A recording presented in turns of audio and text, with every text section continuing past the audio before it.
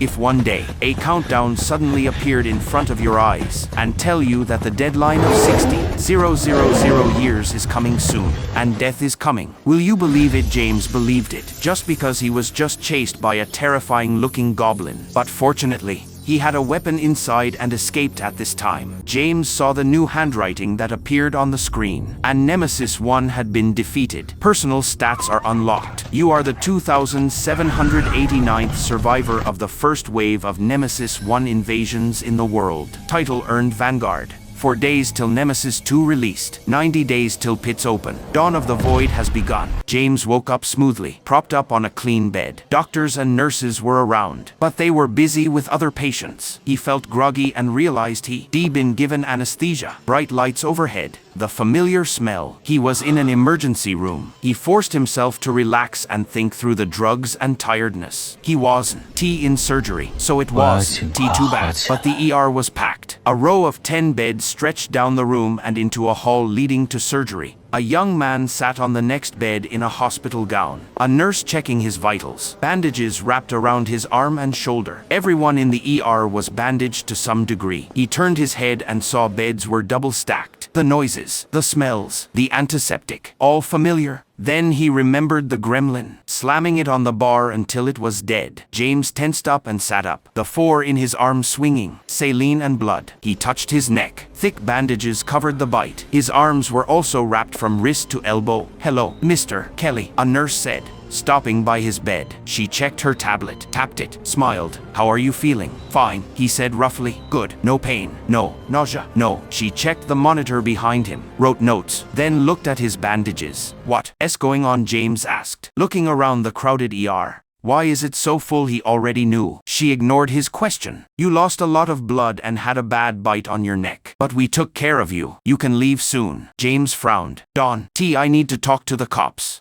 She tapped her tablet. "Normally, yes, for disturbing the peace. But tonight we too busy, and the police are overwhelmed. Your report says you cut yourself with a bottle, but clearly it's a dog bite. No cops. These other people, were they attacked too?" The nurse hesitated. "Yes, it's been a weird night. You on amoxicillin, pick up more and painkillers when you leave. Dog bites can be bad. This wasn't a dog bite," James said. The nurse hesitated again, blinked, and pretended she didn't. "Here, I have to go, but call if the pain gets worse." She smiled and left. Nothing was making sense. "Funny, isn't it?" A woman in her early 30s lay in the bed to his left, her arm bandaged, still wearing her black dress and boots. James could smell alcohol and cigarettes on her, and her smudged makeup showed she'd been crying hard not long ago. She was calm now, and he could tell she'd once been pretty, but she lived a hard life, just like him. "Rabies." She rolled her eyes. They trying so hard to believe the city was attacked by rabid raccoons. It's pathetic. James wanted to leave, but he needed proof he wasn't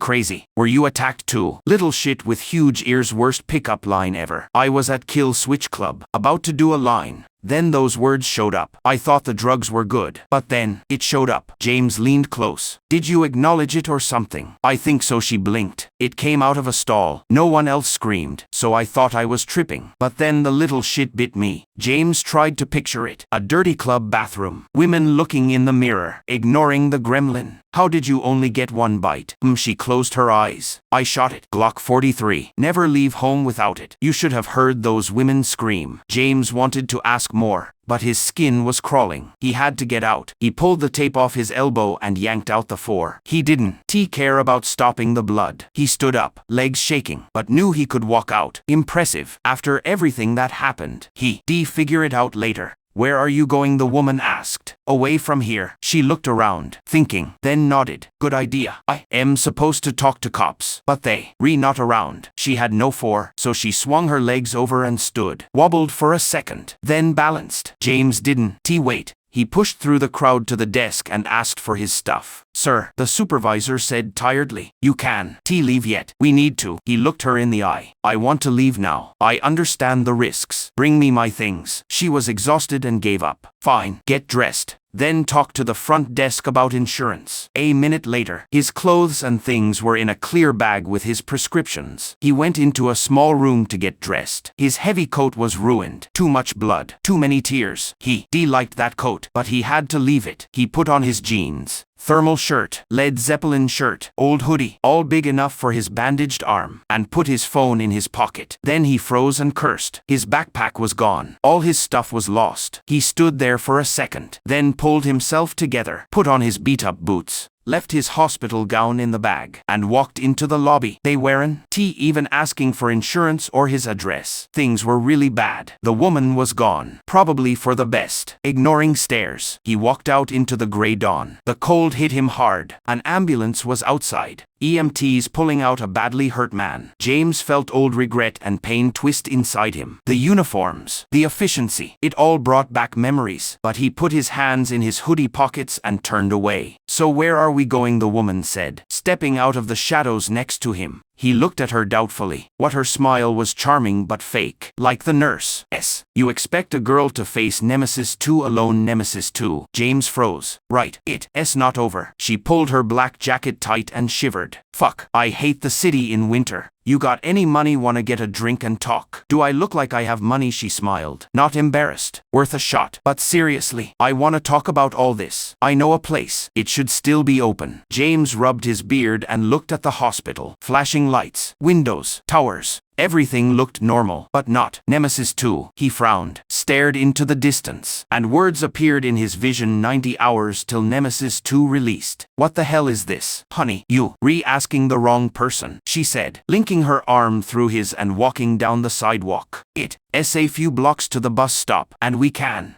afford Uber, so let us walk. Name Serenity. By the way, James let her pull him along. More sirens were coming. He couldn't understand any of it. He wanted to ask a million questions, but that wasn't his style, and she didn't know anything either. The green words floated in his vision, then disappeared when he told them to. Yeah, he said roughly. I need that drink. Half an hour later, they stumbled down steep stairs into a basement bar with no sign, almost invisible from the street. It was narrow, with a long bar and one row of tall tables. Thousands of beer coasters were stapled to the ceiling, and it smelled like smoke and piss. An old TV was in the corner, and the bar was painted so many times it was shiny and smooth. Herman, honey, are we too early for breakfast? Serenity said, sitting on a stool like she owned the place. Got any huevos rancheros? What the hell happened to you? The old bartender was small and thin, like a tiny old man. How do you mess up your arm this time? You wouldn't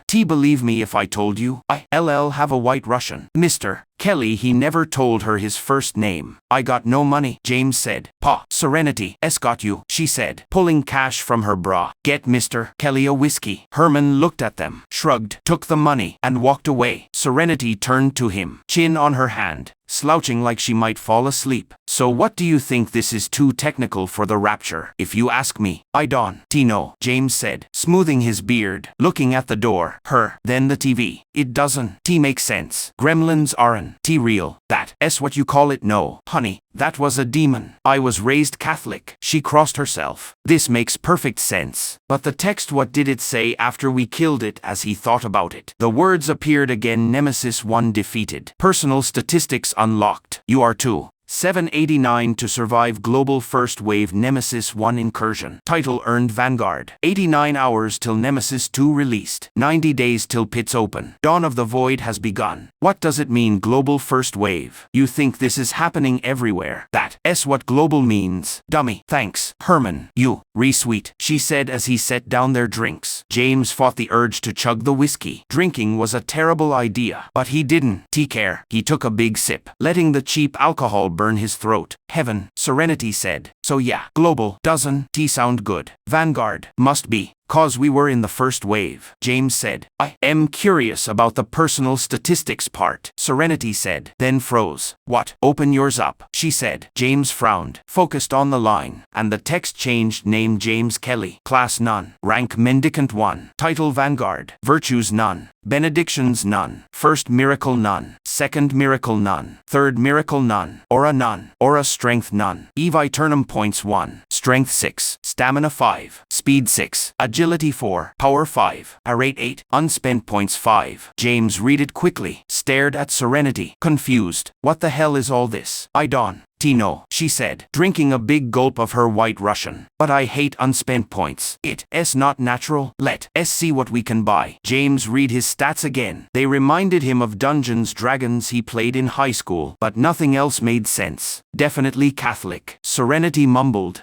All this miracle and blessing stuff, I am glad I was born into the right religion. Everyone else is screwed. You got none next to everything too, except rank and eviternum points. Whatever that is, she said, distracted. Oh, focus on unspent points. It shows where you can use them. James did. Feeling light from tiredness, blood loss, and alcohol, the first half disappeared, leaving only strength and the other stats. What a rate, he asked. No clue. Why no beauty or wealth stats give me power, agility, and strength? I always wanted to be strong. James closed his screen and watched Serenity. She went still, sat up straight, frowned at herself. She looked different, subtle, but her face was fuller, less worn, healthier. James had seen every kind of addiction. When he was homeless, he could spot desperation. Serenity still had her edge, but she looked years younger, like she hadn't made so many mistakes. Damn, she whispered, then laughed in shock. This is better than. What the hell? James felt excited. It actually works. Try it yourself. Yeah, it works. James opened his stats again, thinking carefully. All made sense except a rate. 5 points. He could spread them evenly or focus on one. What would help against another gremlin? Speed, strength, stamina. Speed just meant running fast, but he couldn't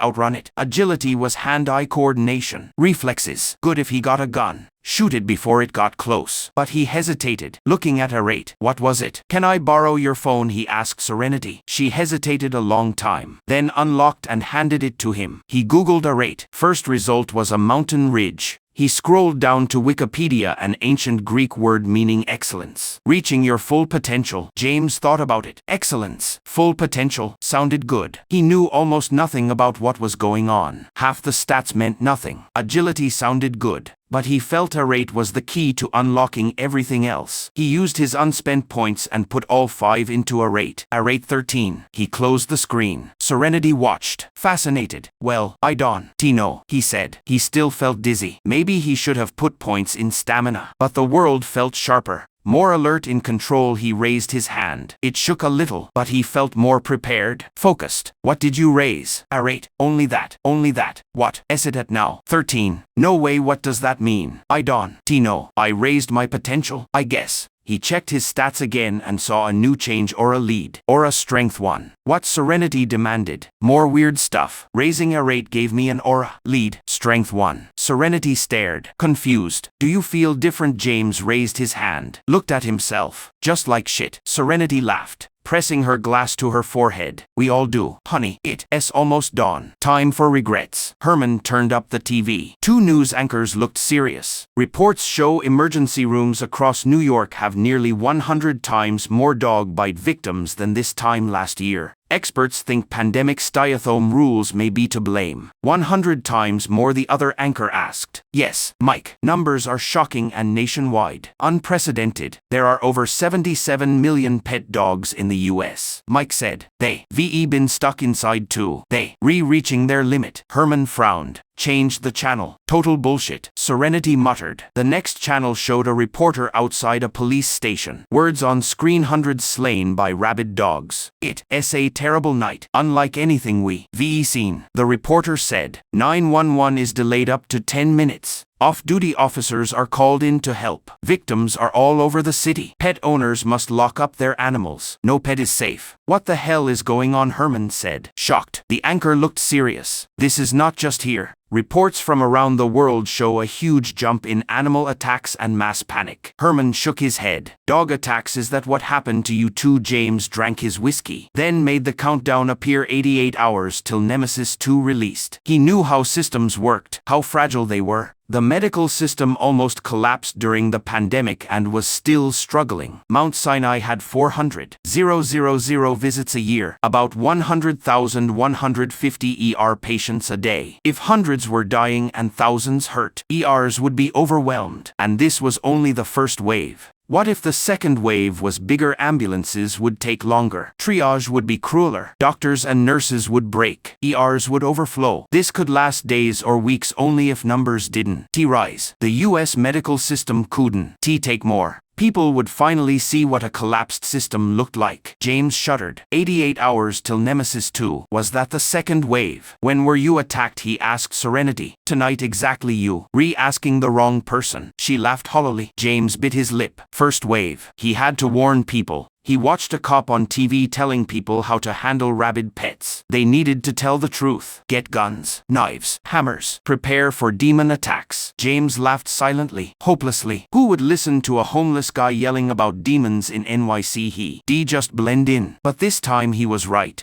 There has to be something we can do, he whispered.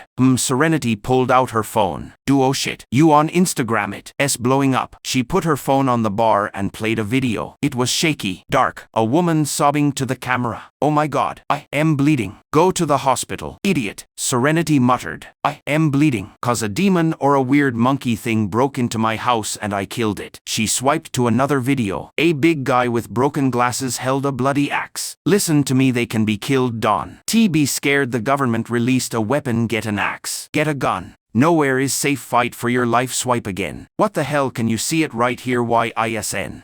Anyone reacting? A bloody young man filmed the dead gremlin on the ground. People stared at him in horror, not seeing the body. Herman. Serenity waved him over. Do you see this? What?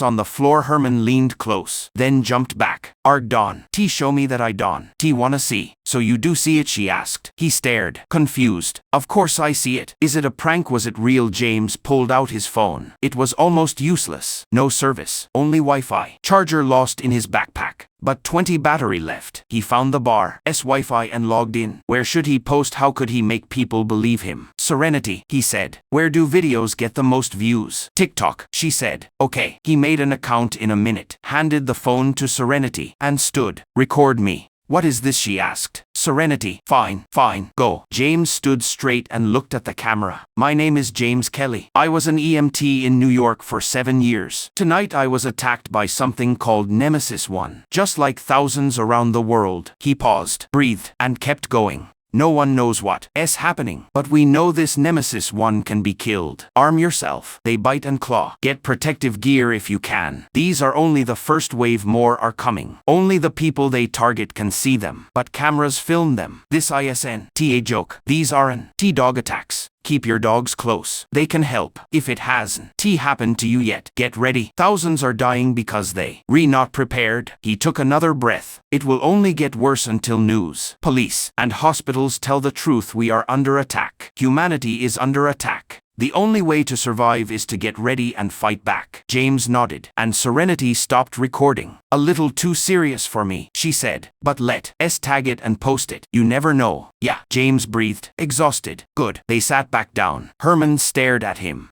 You really believe all that? James looked him in the eye. I do. Herman nodded, reached under the bar, and pulled out a shotgun. All right then. Serenity looked at James. You were an EMT, really? Dawn. Wanna talk about it? James said. All right.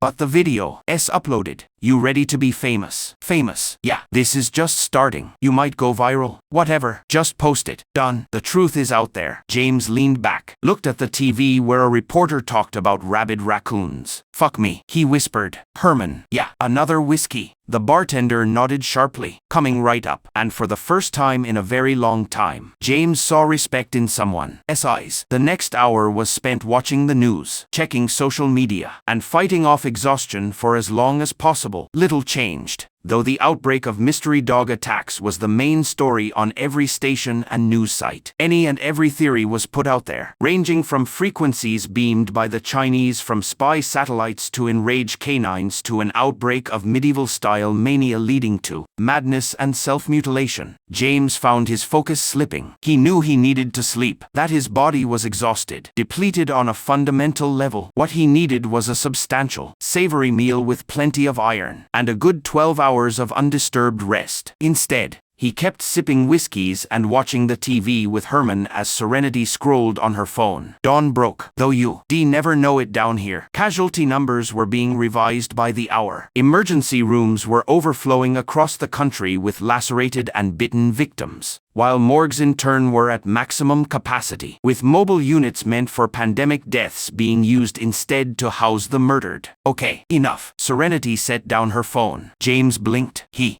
sunken into a stupor, warmed by the whiskey and lulled by the blood loss. He felt awful, but with a comforting blanket between him and the pain.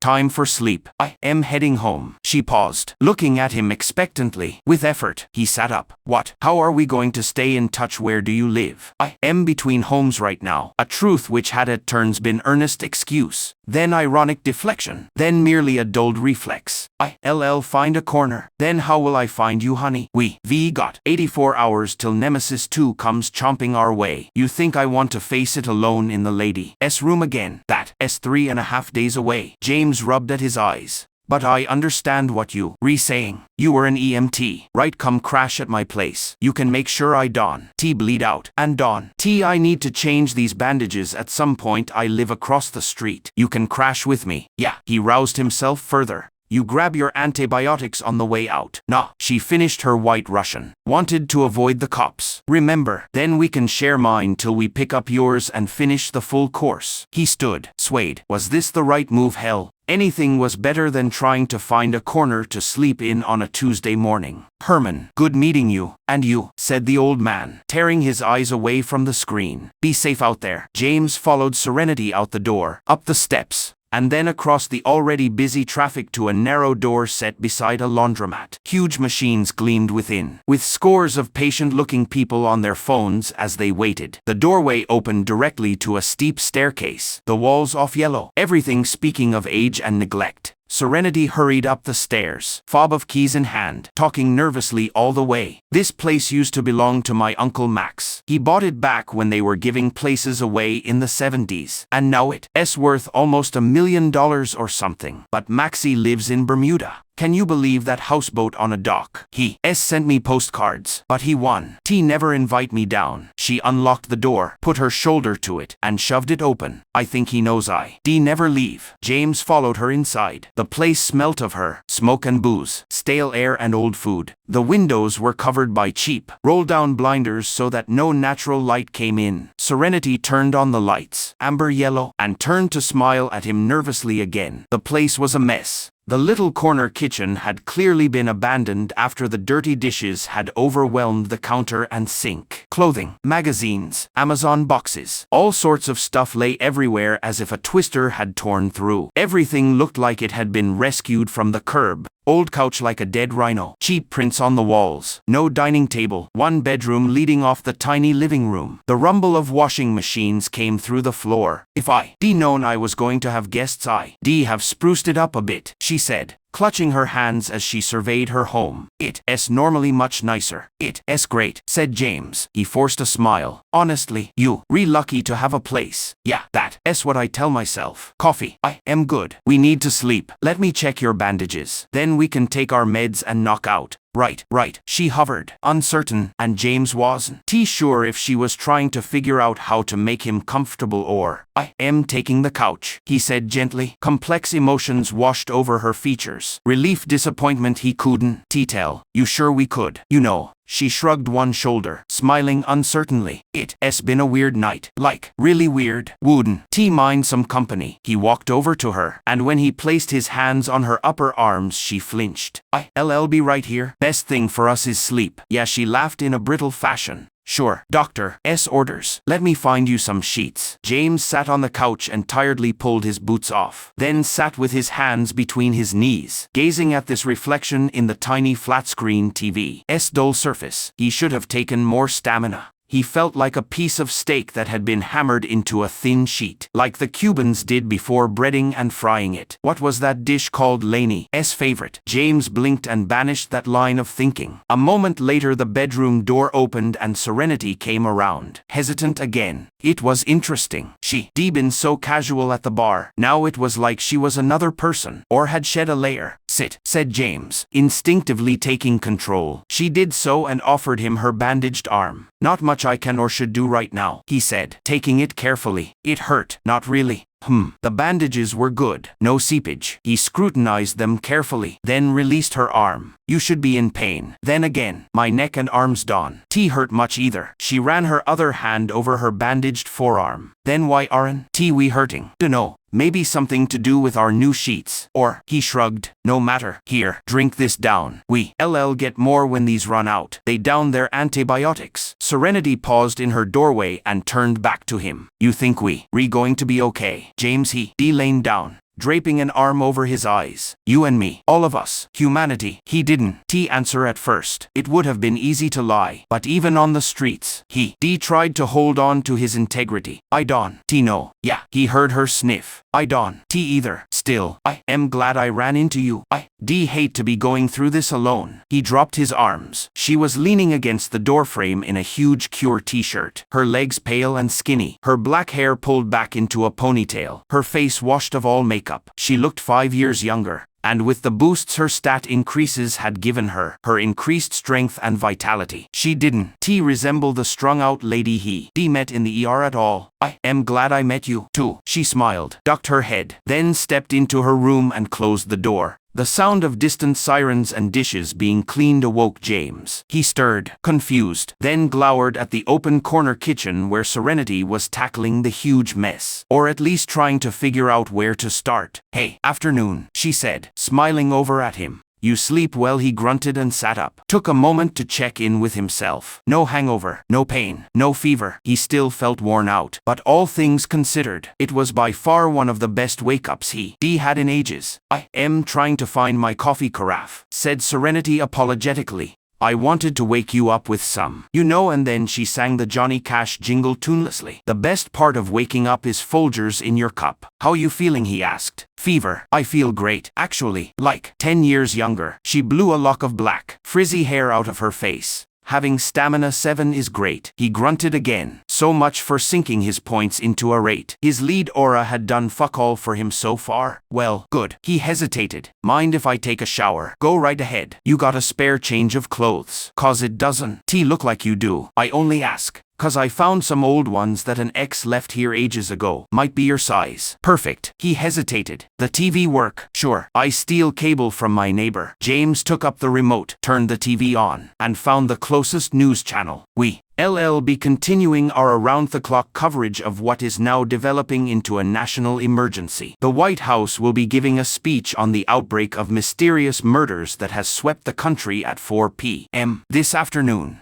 And expectations are high that the president will begin deploying the National Guard. Though debate continues as to where and how, Serenity drifted over, a mold-encrusted plate in one gloved hand. The anchorman looked strained, his features drawn, and his left hand was a club of white bandages. Experts and officials are baffled by what has taken place over the last 24 hours. But what is clear is that we are being faced with an unprecedented attack. The estimated death toll across the nation is now at over 100,000, with twice that number of injured survivors. While a similar story is being told by countries around the world, from London to Cape Town, Hong Kong to Sao Paulo, reports are unanimous, and the incredible nature of this threat can no longer be dismissed. 100,000, whispered Serenity, and that's both an undercount and just in the States. James felt a ball of ice form in his gut. There are about 320 million folks in the US. He pulled out his phone, did some quick math. That's over 2 million dead worldwide. A graphical insert had appeared to the left of the anchorman, listing a series of directives. We will be broadcasting this preliminary bulletin as prepared by the NSA every 30 minutes. The first and most important directive is to not acknowledge the initial communique when it appears in your field of vision. Doing so has been proven to trigger the Nemesis 1 aggressor, while leaving it unanswered will prevent it from appearing. It can be that simple, said James. This whole system can be stopped by simply not acknowledging the attack. But what if it can? Asked Serenity. You have to live with those words in front of you at all times. But that would be better than having that little shit show up. The anchorman was still speaking. If you have acknowledged and defeated your Nemesis 1, know that there are reports coming in that the Nemesis 1s of those who did not survive can see and will attack you. As far as we can tell, acknowledging the message opens you up to all Nemesis 1s. Thus, if you have survived your attack, Do not venture outside and remain somewhere safe. Third, Nemesis ones will not attack those who have yet to be. What serenity? S voice rose an octave. We can be attacked by the others. James leaned forward, desperately trying to listen. Meaning that you are safe as long as you have not initiated the attacks. Fourth, emergency services are currently overwhelmed. So we shall be following this announcement with a broadcast of how to provide aid to those who have been attacked and cannot get timely treatment. James sat back, the icy ball in his gut expanding to flow into his veins so that a general chill fell over him. Holy shit. James' serenity glanced from the screen to him. He stared at the screen, then rose abruptly and moved to the window, tugged at the blinder so that it rolled all the way up and looked out. Barely any traffic was rolling by. The sound of sirens was constant. Otherwise, the city looked quiet. He craned his neck and saw people hurrying along the sidewalks, almost everyone studying their phones, fear on their faces. We need to think, he said. I need to wake up. Can you get that coffee going? I am going to take a shower. Serenity nodded jerkily and almost ran back to the kitchen. James paused to stare at the TV where a nurse was explaining how to handle bites and lacerations. If the wounds are not life-threatening or too deep, allowing the puncture or cuts to bleed for 5 minutes will wash out possible infectious agents. James shook his head and marched into the bedroom. A quick glance took in the full mattress lying on the floor, the huge pile of clothing in one corner, the magazine and coffee cups, the crooked lamp, the overflowing ashtrays. He felt absolutely no judgment. Everyone did what they had to in order to survive. The bathroom was tiny. He stripped, turned the water to blistering hot, and then got in and allowed the water to scour away a week of sweat and dirt. James availed himself of showers whenever he came across them, but as the years had rolled on, he found himself content to shower once a week unless an accident happened. But each time he stepped into a good shower like this one, he renewed his promise to do so more often. His new reflex kicked in, and he checked the countdown: 79 hours till Nemesis 2 released. His thoughts whirled like leaves before a storm wind. It was too enormous what was happening. But if the news was now talking honestly about the situation, it was because they had no choice. Too many deaths. Probably some serious officials had been attacked and survived. People whose accounts couldn't be dismissed as fanciful or manic. A critical mass of senators, congressmen, directors, and other people in power. It took a serious crisis to risk general panic. The government was conservative in that way, always better to downplay a crisis until there was absolutely no choice. Which meant the 100,000 death toll was probably way too low. How many died? 5 times that number. 10. James ceased lathering himself up and stared at the grimy tiles. Mass panic meant people no longer going to work, and with no signs that this was about to stop. That meant that critical infrastructure would start to shut down. The power grid and water would only last a day or so if left unattended. The police were already at a breaking point, as were the hospitals. But it was worse than that. New York City had over 8 million people living in it. Running the city was an everyday miracle. The sheer amount of food that was transported into the city each day, the amount of refuse that was shipped out. A disruption would see grocery stores stripped bare in hours and then not refilled. James stepped back and stared at the water bursting forth from the shower head. If the water supply cut out, that would be millions with nothing to drink. If a person didn't dehydrate, they'd be dead in days. How many deaths could the city take before everything fell apart? Wait. What was that noise? Trembling, rocked by these thoughts, James reached out and turned the water off. Screams were coming from downstairs. James yanked on the cargo pants that Serenity had left in a pile by the bathroom door and, still soaked, ran into the living room. Serenity was yanking open drawers in the TV stand and pulled out a compact, dark gray pistol. With quick efficiency, she ejected the magazine, slammed it back home, put a round in the chamber, then looked to James, eyes wide. What do we do in response? He ran to the front door, caught himself, then looked around for a weapon. There was nothing good, so he snatched up the heaviest iron skillet he could see and then raced down the stairs. They burst out into the street. Cars were still driving by as if nothing was going on, though drivers were rubbernecking with wide eyes as they passed the laundromat, out of which people were streaming, several badly wounded. James looked in through the huge windows. A half dozen people were trapped in the back corner. he saw 3 gremlins stalking toward them over the washing machines, their scales gleaming in the electric lights. "Come on," he shouted hoarsely and pushed his way past an elderly man who was emerging to enter the laundromat. Machines chugged and vibrated. Canned music played over hidden speakers. The linoleum was streaked with blood. A heavyset Hispanic lady lay just inside the doorway with her throat torn out. Hey, James had no idea where he was going. "You lot over here." The gremlins paused and looked back over their narrow shoulders at him. Serenity stepped inside, gun held in both hands before her, and fired. The first shot missed. A hole appeared in the wall, but she fired again, and the bullet hit the center gremlin right in the chest, causing it to stagger back and screech in pain. It took a second bullet to knock it down. The other 2 dove off the machines. James crouched, skillet held in both hands like a baseball bat, gaze flicking at the avenues of approach. Someone was sobbing in the back, while the crowd outside just stood there, watching. "I've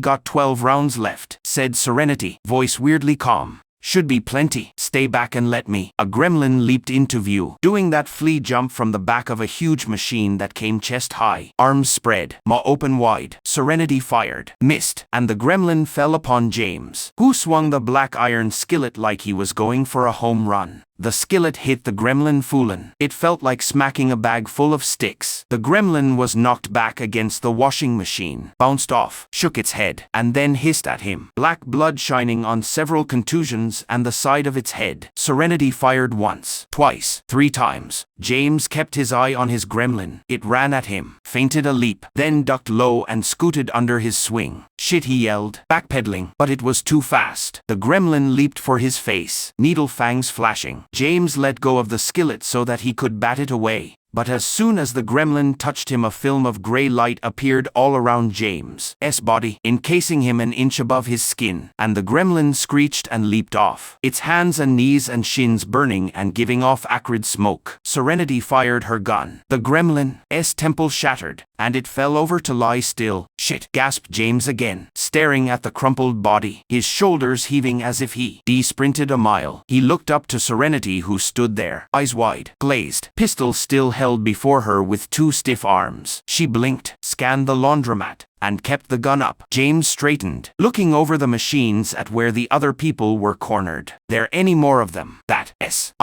No. A young Hispanic woman stared at him with glassy eyes, her face pale. Mama," and she ran forward. One of the others was a heavy-set man who had his phone to his ear. "They said we'd be safe if we didn't answer the question. They said we'd be safe." "Yeah, well," James fought the urge to drop his skillet. "Welcome to the new world, pal." Serenity put up her gun, blinked again, and then seemed to wake up. "Shit, wow, I need a drink. Tell me about it." James resisted the urge to nudge the dead gremlin. "Nice shooting. Thanks." She took her finger off the trigger and lowered the gun to her side. "Dated a guy who owned a gun range out in Queens. He thought giving me an unlimited pass would keep me from breaking up with him." James felt the adrenaline come down, his whole body starting to feel trembly and loose. "It works," Serenity smirked. "For a while, yeah." "Come on." The guy with the phone pulled it away from his ear and glared at it. "What is this? Detroit, why the fuck one? T911 pickup." Mama, the Hispanic woman, was slowly kneeling beside the dead lady by the door. "Mama." "Shit." James wanted to just walk away. What had gotten into him? It been years since he been triggered to act like that. Had taken years of conscious effort to deaden those instincts. Now he was running around with a cast iron skillet like some goddamn hero. He could feel it. A tidal pull, a gravitational suck that threatened to bring him back to life, to make him care again, to get involved. He didn't want it. But the sight of the dead gremlin and the woman's rising sobs were like hooks in his soul, keeping him from sinking. There were people bleeding outside, and he knew nobody was coming to help. "Talk to the girl," he told Serenity. "Get a sheet to cover her mother." "What is this?" yelled the guy in the back. Mexico. Wearily he walked out the front door to the sparse crowd. They eyed him, nervous. "I used to be an EMT." The words sounded so foreign in his mouth. "If you re-injured, come inside so I can look at you. You re-feeling shock, which means you don't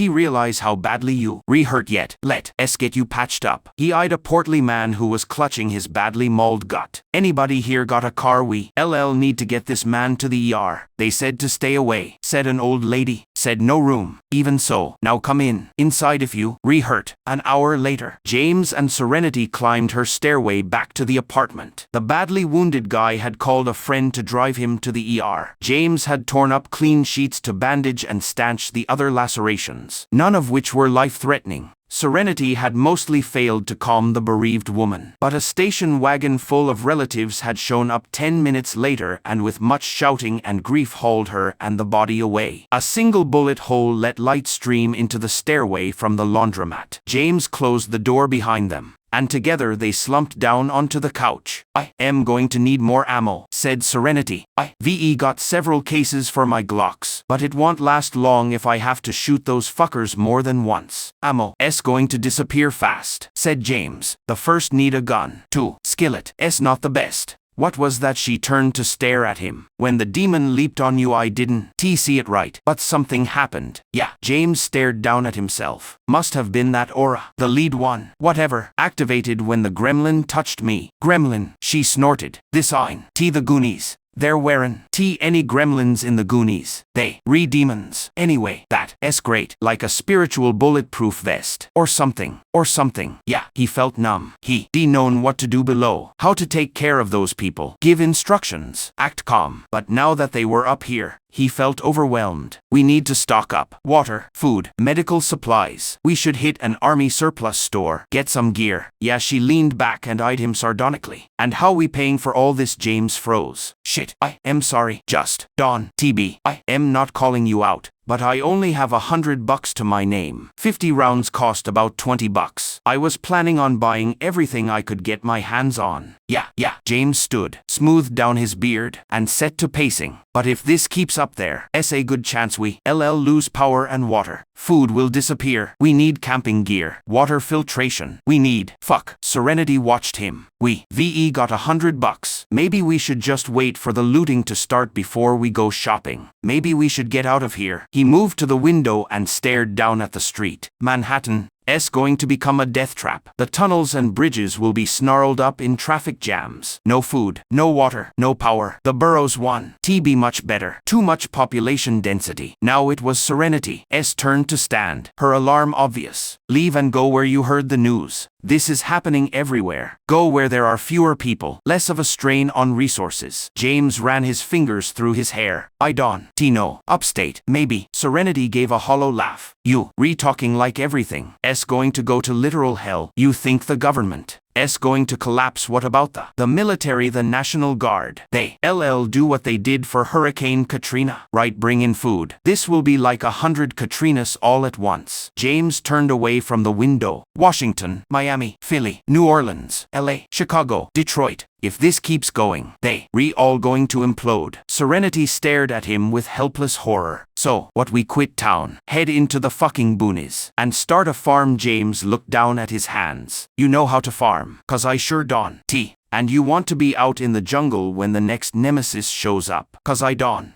I want to be here, in my hometown, close to the ammo. James scowled. Serenity moved to stand before him. Or is it something else? She angled her face to try and meet his stare. What would we be running from? Exactly, Nemesis 2, or some other kind of demon? James hissed and broke away, strode up to the window, and stared out. He could hear sirens. Always with the sirens. Fine, I take that back. Who doesn't have their own demons? Lord knows I got a stable of them. But no, I am not going to cut and run to upstate New York. Not yet. James hung his head and sighed. His thoughts roiled. He rubbed his fingers over his knuckles. One set calloused and ingrained with the kind of dirt you didn't just casually wash off. The other swollen and raw and red. He summoned the countdown. 77 hours till Nemesis 2 released. Then, curious, he summoned the rest of his stats. Reread them. If this were a casual, everyday kind of in-Dothworld scenario, I might just quit town. He turned to stare at her. But it ain't. We got these statistics. And one of them reads rank mendicant 1. Mendicant, said Serenity. I looked it up. Old school word for beggar, but kind of has that sexy St. Francis of Assisi vibe to it. Point being, it's just level 1, said same with my aura. Lead. Level 1. VE no benedictions, no miracles, no virtues, no class. Well, on that last one, speak for yourself. Despite himself, James smiled. So, maybe we overlooking something vital here, like how that demon, bounced off my aura. Maybe there's a way to get more free points to assign, to level up, like a video game, become more powerful. Who knows what we could unlock from this bizarro situation? Serenity narrowed her eyes. And how do we do that? 1. TB by sitting around in here. Only thing that comes to mind is killing gremlins. We already killed gremlins. Nothing happened. Maybe killing 1 or 2 enough. Maybe we have to kill a handful, maybe 10. I don't know. And then we get higher ranks and more points. Exactly. We can boost our strength, our agility, our rate, and be that much more ready when Nemesis 2 shows up. Serenity shrugged. Beats going to Jersey. I just need more ammo. James suppressed a shiver of excitement and realized he wanted to go kill those little fuckers. That for the first time since his life fell apart, he had a legitimate way to vent his fury. And be saving other people in the process without having to work as an EMT. Win-win. I am going to need a gun. Honey, guns cost money. You'll have to settle for your skillet for now. It's a good look for you, really. Haha. Well, shall we? Now. Why not? Why not indeed? I was going to suggest stopping by Herman's for a drink. But, sure, let's get some ammo and kill some demons while we at it. James nodded and sat to pull on his boots. Serenity pulled out her phone while she waited, then let out a low whistle. VE gone viral? Viral. That video from last night. Over 8 million views. 12,000 comments. Wow. 12,000 comments. James tensed up. Should I start answering them? Or, retrending as #SexaLumberHomelessJack? I don't know what that means. Serenity rolled her eyes. It means, caveman, that in another life you be starting a new career. But seeing as it's the demon apocalypse, too late. Well, James stood up, feeling awkward and stiff. SexaLumberHomelessJack. That's good. I am glad we got the word out. Serenity laughed, some of her old confidence returning. Oh, you are too darling. How come no homeless babe hasn't snapped you up already? James stared at her, then looked away. Oh, Serenity's humor fled. Sorry, no worries. He coughed into his fist, forcing the pain away. It was a dull ache. Getting ornery these days was more a trained reflex than anything else. Let's get that ammo. The sporting goods store is only 4 stops away. Serenity put her pistol in her purse. It barely fit, grabbed her thick coat, then stared at him. You going to freeze? Your ex leave a jacket? No, but the only thing I have in your size is perfect. Wait here. She darted into her bedroom, and a moment later emerged with a caramel brown furred pimp coat. You serious? Try it on. Look, it's warm. And you know what they say, sexy lumber homeless jacks can TB choosers. James took the full-length coat gingerly. The fur was cheap imitation, but the inner lining was in good condition. With great reluctance, he pulled the coat on. It was tight across the shoulders, and the sleeves were an inch too short, but otherwise, it fit. Fucking awesome, said Serenity, her tone deadpan. VE died and gone to heaven. Can we post a video of you giving battle tips with the skillet? James laughed helplessly and strode past her. Come on, it's time to go kill some shit. Shadows were starting to lengthen. It was cold. James pulled the caramel-furred coat tighter about himself and tucked his chin into his neck. Kicked at a berm of filthy ice that lined the edge of the pavement. Looked around. The city was changing fast, and in only 24 hours. Mixed messages were everywhere. Lines around the block at gas stations across from tiny public playgrounds where kids still shrieked and played. A body lying in the gutter, torn all to shit. A handful of old men playing dominoes with stoic fixation outside a Latin market. Sirens blaring all the time. The sound of weeping and wailing coming from open windows. Gunshots ringing out every few minutes. A lowrider cruising by. The kid at the wheel draping his arm down the outside of his door. A chrome revolver glittering for all to see. Hey, hold up. What the fuck is that? Asked Serenity, grabbing his arm. James looked away from a huge wad of bloody bandages that had been half stuffed into an overflowing trash can. They rounded a corner, were only a few blocks from the Dick's store, and in the sky floated a huge, glowing symbol, that like the Batman beacon, or whatever. Asked Serenity. That us, that ein, us, said James. He didn't know how he knew, but the very alienness of the symbol made it clear. It spun slowly, probably the size of a car, and looked to be made of black iron wreathed in purple flames that never went out, easily a good 500 feet up. I don't know, he said at last. Some kind of marker part of the system that's calling up these gremlins. Bad juju, said Serenity, and crossed herself. I that the truth. They hurried on, reached the block with the sporting goods store, and stopped. Well, fuck, said James. The line out the door was worse than at the gas station. It went all the way down the block and out of sight around the corner. Serenity's expression hardened. Guess we weren't the only folks wanting ammo. Or soccer balls. You said your ex owned a gun range. You think he might sell you ammo? Macaroni Mike. Serenity stared at James as if hurt by his suggestion. You want me to call him? James grinned. You were with a guy called Macaroni Mike. Yeah, his dick was weird and long and floppy like overboiled fettuccine. James raised both hands. Way too much information. And just when I was starting to think highly of you. Hey, free nights at the gun range. Serenity hitched her purse higher up her shoulder in mock annoyance. Shooting 100 rounds from a Colt Anaconda felt like doing coke. More than made up for twirling his dick around a fork later on. I don't even know what that means. And I don't wanna know. Call him. We need more ammo. Serenity huffed but dug out her phone. Dialed. James hunched his shoulders against the cold and blew out plumes of fog. The sky was gray and low. He scanned the rooftops. There was movement here and there, like spotting roaches in a gloomy space. Barely visible. Each time he focused on a window or cornice or chimney he'd catch a glimpse of a gremlin. Then gone. Hey, Mikey, how you doing? Yeah, it's me, Clarice. No, I am fine. Never better. You, how many gremlins were out there? They didn't disappear after killing their mark, which meant the thousands of fatalities had left just as many nemesis ones on the streets. How many people had died already as Serenity or Clarice continued chatting with her ex? James wandered over to a closed, old-school electronics store and peered in through the display window at where the TVs were playing different channels. Most showed fancy swirls and loops with advanced graphics, but a few were tuned to the news. A hand-drawn sign had been posted to the glass: "Stay informed. Watch the news. Stay alive." Guess the owner of the store was doing his civic duty. Whoever it was had left the volume on max. James could vaguely make it out if he got real close to the plate glass windows. The chirun on one in particular gave him the chills. Second wave in effect. The mayor's office has released a statement confirming that the second wave is underway and seems to be targeting an order of magnitude more people. Remember, if you do not accept the request to acknowledge, you will not trigger your Nemesis 1 attacker. Another screen.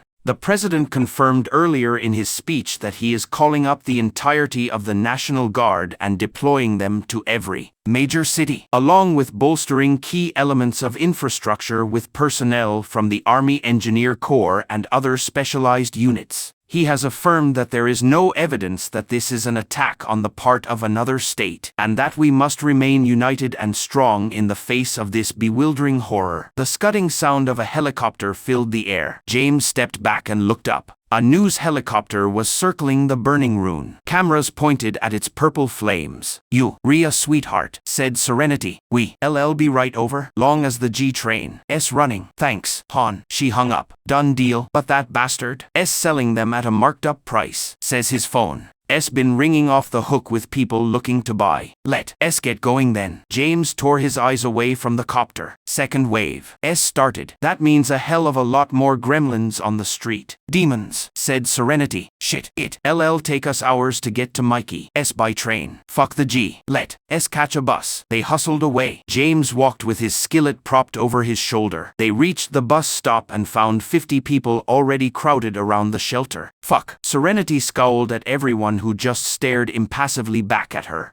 "It'll cost us like $30 to get there by Uber. Should we?" James scratched at his cheek. $30 was like 50 rounds. Was it worth saving the money for more ammo? Or stupid to play it tight when they might need the bullets sooner than later? "Let's try one more bus stop further up the line," he said. "Maybe this one's crowded because of the dick's." "All right," said Serenity. "We can always call Uber if you wrong." They began heading north. More gunshots rang out. Somewhere close by, glass shattered. Sirens. A fire truck rushed through the intersection up ahead. a meteor of flashing lights barreling through traffic. Yet most of the shops were still open. James stared into a barber shop where a guy was receiving a trim. Expression placid. A Korean restaurant was packed. Locals not eating but shouting at each other. A great argument roiling through what looked like a local community. Lines were formed outside the door of liquor stores and pharmacies. The next stop was crowded but not overly so. They crammed onto the bus. Nobody gave his caramel coat a second glance. For 20 minutes they swayed with the old bus as it worked its way north into Queens, and eventually descended to hike the remaining 15 blocks over to the gun range. This part of Queens was even more deserted than where they'd been in Brooklyn. Warehouses, old brick industrial buildings, and the occasional boutique coffee shop at the forefront of the gentrification edge. The shadows were starting to pool together. Dusk was only an hour or so away. In the sky, more of those purple burning iron glyphs hung. James had seen a dozen by now, scattered over the city. All of them identical. The shooting range's isolation meant there was only a small line out front. Mike had a couple of assistants taking orders at the front door. Payments in cash. Nobody allowed inside. Serenity tried yelling out to Mike to cut the line, but a couple of angry shouts from twitchy-looking dudes in camo got James to haul her to the back. It only took 10 minutes to get to the front. Anyway, what do you need? Asked a raw-boned guy in a skullcap. Tell Mikey Clarice is here, he said. I get the regular rate. Yo Mikey, there. SA bitch called Clarice out front. Says you promised her a special rate. Fuck you, said Serenity. A moment later Mike appeared. He was small, round-shouldered, and unshaven. But James immediately recognized a dangerous air to him. Instinct told him this guy was prone to violence, capable of just going off. Clarice, baby, you made it. Who's the guy? This is James. We fighting this out together, but not like together. You know Serenity's whole tone had changed. Anyways, you got that ammo Glock 17? Yeah. Mikey stared hard at James, who met his glare with blank assurance. Sure, $40 a case. 40. Serenity's anger was obvious, but Mikey cut her off. 40. You and your guy pal here enjoy. Yeah, and he disappeared back into the range. Fucker. 2 cases. The assistant brought 2 large boxes up in a gray plastic bag, took the $80, then looked to the next customer. Serenity muttered as they walked away. Fucking idiot. I should have had you wait around the corner. We could have scored another box. What's done is done. James' plan to ask for an extra cheap gun had died on the spot. Now let's just get back to the bus. I don't like the look of this neighborhood. Wait a minute. She moved to a shuttered window ledge and pulled 3 empty magazines from her purse, then carefully set about loading them with fresh ammo. These babies won't do me any good in the box. James hefted his iron skillet and watched the street. The lights came on, orange light competing with the dusk. No traffic. This was some kind of industrial sector, which was good, cause that meant fewer people would have called Nemesis 1 around here. But it still made him feel unnerved. They hustled back, got to the more residential, mixed-purpose area, when they saw their first gremlin hunched in a window, watching them with burning red eyes. Little shit, said Serenity. Think I should pop him. Only if he comes for us. James flared his fingers on the handle of his skillet. Need to conserve the bullets. Right. The gremlin hopped down onto the street, lithe and rangy, and hissed at them. Serenity raised her gun with her stiff-armed stance and squeezed off a shot. The bullet caught the gremlin between the eyes. It backflipped and lay still.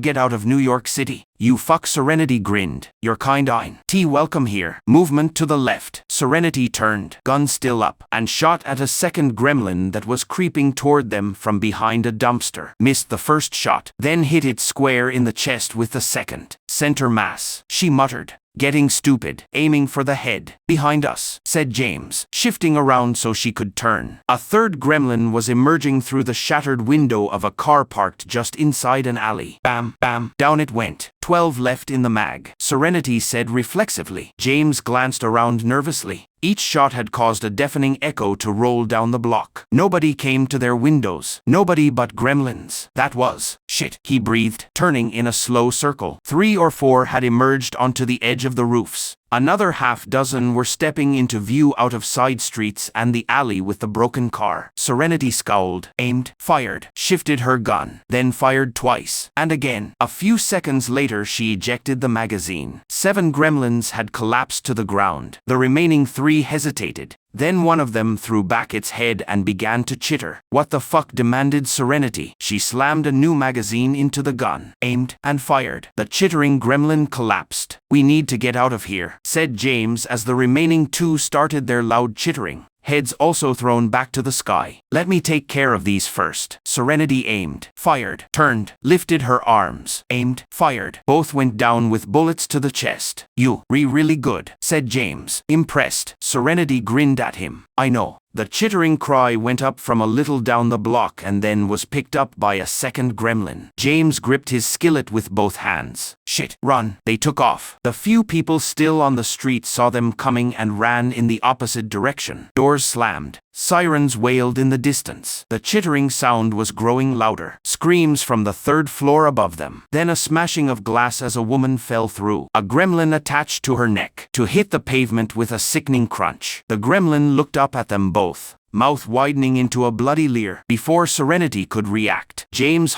stepped up and swung the skillet with all his strength like a golf club, catching the gremlin in the face and shattering its skull. Bus. Take time to appear, shouted Serenity, turning in a circle. Gun extended. The street was a series of illuminated islands now, the sun having set behind the buildings. What do we do? James, the chittering was growing louder. Hoarse shouts echoed from a block over. Panicked, and then a spate of automatic gunfire broke out, only to abruptly cease. Horns were honking from the BQE in the far distance. Traffic standing still. We need to get off the street. James looked around. Shuttered shops. A restaurant? No. Just follow them inside. They were right at the border of the industrial area with this trendy neighborhood. Warehouses and offices behind them. 3-story houses and cafes and bookstores ahead. A car careened down the street, swerving wildly. 2 people wrestling for the wheel inside. Then turned the corner and disappeared from view. A moment later there was a loud, muffled thump. Action was almost always better than inaction. Gremlins were starting to swarm out of the woodwork, crawling into view. Way too many. Come on, James shouted, and ran around the corner. The car, a beat-up white Camry, had run straight into a telephone pole. A man had climbed out of the passenger side, a bloody knife in his hands. James slowed, raising his hands. The man's eyes were wide, crazed, and then he looked back at the woman slumped over the wheel and took off running down the street. Did he? Should I shoot him? Serenity raised her gun. I am going to shoot his ass. James pushed her barrel down and then ran to the driver's door. The woman stared up at him, eyes glazed, unblinking. He reached in, feeling for a pulse. She was warm, but there was nothing there.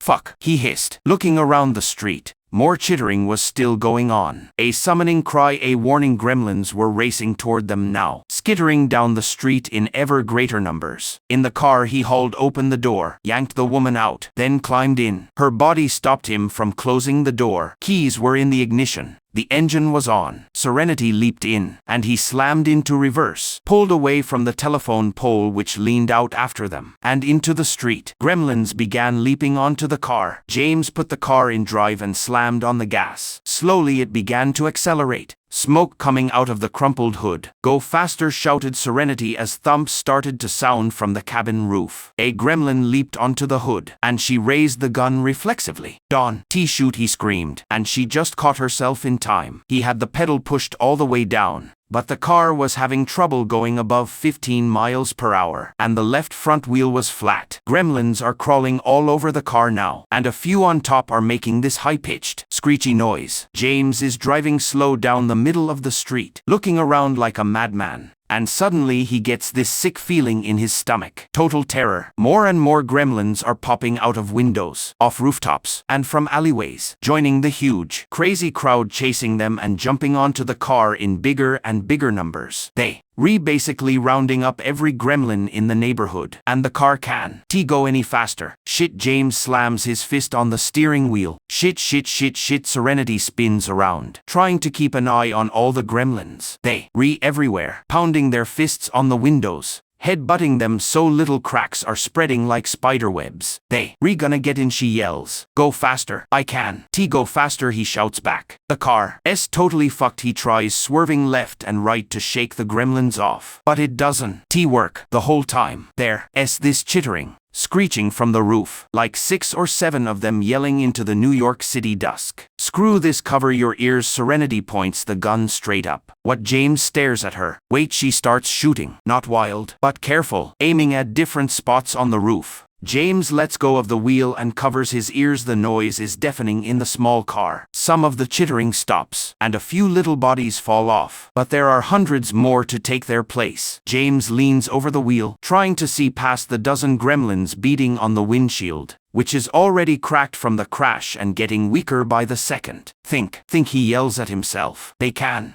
go faster, and for all he knows, the car's gonna die any second. They can get out. They be swarmed and torn apart immediately. Drive into a canal, crash into a wall to knock the gremlins off. No, there are too many running alongside. Then he looks at the shops up ahead. There it is. Buckle up. He yanks the wheel to the left. The Camry spins around, its rear wheels squealing, and they crash straight into the front of a tiny cupcake shop. The front wall is all floor-to-ceiling glass, and it shatters into a million pieces. There's this huge racket of glass breaking, gremlins screaming, and they plow through shiny stainless steel tables and chairs, bounce off the counter, and hit the back wall. Out he shouts, shoving his door open. Out he swings his skillet as he jumps out, hitting a leaping gremlin like a ping-pong player hitting a ball, and stumbles away. The car is covered in black blood. Between the broken glass and the crash, almost all the gremlins got knocked off except a few on the trunk. But more are swarming into the cupcake shop. Serenity starts shooting. Bang, bang, bang, bang, bang. Gremlins drop, but there are way too many. James looks around panic-stricken and sees a narrow hallway leading to the bathrooms. This way he swings his skillet, crushing a gremlin's skull, and then his gray aura flickers on. A gremlin was biting his leg, but it lets go with a screech as its claws just barely scratch his skin. James jumps clumsily over the crumpled hood, brushing broken glass out of the way, and runs down the short hallway. There are doors on both sides, but he ignores them. They get trapped and killed for sure, and he's not gonna bet his life on gremlins not being able to chew through wood. Serenity drops an empty magazine, slams a new one into her Glock, and backs into the hallway, picking off gremlins one by one. James runs to the end of the hall. It's only about 6 yards long, and there's a service door there. He tries the handle. Locked. Fuck, he slams the handle with his skillet. Bang, bang, bang, bang, bang. Serenity backs into him. What the hell are we doing? James gives up on the door, turns around, and his heart sinks. Gremlins are flooding into the cupcake shop, easily 50 of them, slowly walking over toppled tables and the destroyed counter, their ugly faces lit up by the orange streetlight, making them look even more terrifying. But they moving slow now, grinning. They know they got their prey trapped. Reload, James says, stepping forward with his skillet ready. I'll hold them off. Serenity lost her purse, but she's got a gray plastic bag hanging from her elbow. She drops it, opens a case of bullets. "See, mon, you assholes," James says, turning sideways to face the huge group of enemies. "Bring it on." The first gremlin hisses and jumps at him. James swings his skillet. Adrenaline makes it feel like it weighs nothing, and slams the gremlin against the wall, crushing it. He swings back immediately and hits another one. It bounces off the wall, not dead, and starts crawling toward him. He stomps on it, shoves the skillet forward like a shield to knock a third gremlin back, then kicks it in the face like he's playing soccer. A fourth one slips past him, bites his thigh, and screeches as his gray aura burns its mouth. It falls back smoking, and James roars, swinging the skillet in a big arc like he's hitting a golf ball, smashing its head to pieces. Now they coming at him in a wave, swarming forward and filling the hallway. James' eyes widen. He tightens his grip on the skillet and gets ready to fight to the end. Then bang, bang, bang, bang, bang, bang, bang, bang, bang, bang, bang, bang, bang, bang. Gremlins drop left and right, pieces of their heads flying off, some spinning around before falling down. Tons of them are killed. I'm out of ammo, cover me. James laughs like a maniac, wipes sweat off his forehead, and lifts the skillet back up. Gremlins dawn. No fear. More are pouring into the shop, climbing over their dead friends to get to him. James swings carefully now, his arms burning from the effort. He's just deflecting and blocking, not going all out so he doesn't run out of energy. 3 gremlins circle around his legs and slash at him with their claws. His aura burns them, but they still manage to cut him up. He swings the skillet across all 3, then stomps on a 4th. His aura doesn't T just burn them. It stuns them too, making it easy to finish them off. But soon, all the cuts are gonna add up. And he won. T be able to stand. Adrenaline is keeping him going for now. But Serenity starts shooting again. Gremlins drop and fall back, tripping over the piles of bodies. She's not loading the whole magazine, just enough to thin them out before popping the empty one out and reloading. I leveled up, she yells. James is so deaf from the gunfire he can barely hear her. There's nothing else to do but keep killing gremlins. They recovering the floor now, at least 20 dead, shot or crushed. James refuses to think about the hundreds more coming in, refuses to let that cold, dark despair make his arms weak. He screams, pretends to charge forward. Gremlins back off, then jump at him. He bats 3 out of the air, kicks a 4th, and backs up. His aura flickers on and off. But now he can. T even finish off the wounded. He's just focusing on blocking the ones that jump and kicking them away. One gremlin gets over his skillet and lands on Serenity behind him. James almost turns around, but she screams and fires her Glock. Bastard, she empties the magazine again. James is gasping for breath, sweat dripping off his forehead. His arms feel like cooked spaghetti. The cargo pants he borrowed are shredded, covered in his own blood. Gremlins start moving again, shaking off the stun from his aura. James stomps on the closest one, crushing its skull. You, now Mendicant 2. You have 5 unspent points. James backs up. He doesn't have time to think. His aura is the only thing keeping him alive. He pulls up his stats sheet without even looking at it, dumps all the points into a rate, and closes it as more gremlins charge. Yes. Serenity hisses from behind him. Agility all the way, baby. He hears the fast clicking of bullets being loaded into the magazine, the metallic slide of the gun as she cocks it. Then Serenity starts shooting again. Her aim is better now. 1 bullet per gremlin, right in the head, dropping them clean and quick. She misses only once before reloading again. James takes a deep breath. No time for regrets. More stamina, agility, strength. All of that would be great right now. But there are hundreds of gremlins still in the shop. He can still hear some of them screeching outside.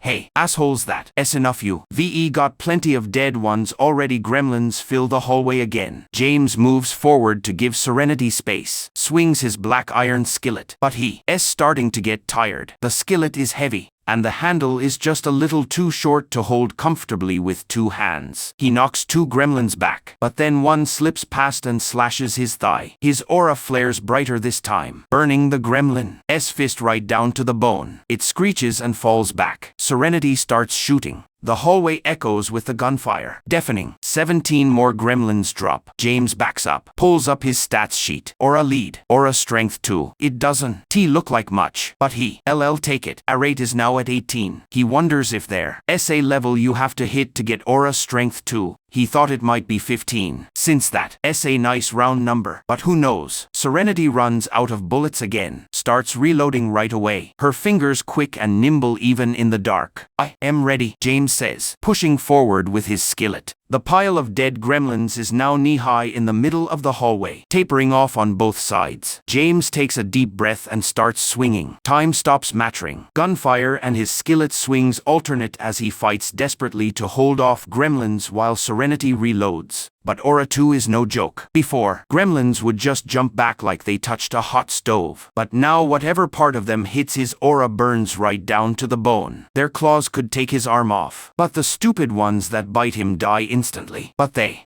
still wounding him. His legs are covered in cuts. His blood is making the floor slippery, and he keeps slipping. He's got bite marks on his arms that went right through his bandages. He feels dizzy, his head fuzzy with pain. The skillet feels like it weighs 100 pounds, but fear and desperation keep him going. Leveled up again, Serenity yells. Agility S at 16. How many bullets do you have left? He shouts, his voice hoarse. Last magazine. Night has fallen outside. Orange streetlight glints off the broken glass and stainless steel in the shop. And in the dark, hundreds of crimson gremlin eyes are staring at them, slitted like a cat's. This is bad, James says. Really bad. Serenity agrees. The gremlins have crawled over the pile of dead ones, stopped for a second like they re-listening to their conversation, and now they re-grinning, crouching down ready to jump. They must have killed over 100 by now. Easy. James stomps on a wounded gremlin and kicks the bodies out of the way. I could really use a beer, he croaks. Screw beer, Serenity says, standing up behind him. I want a magic 8-ball to tell us if we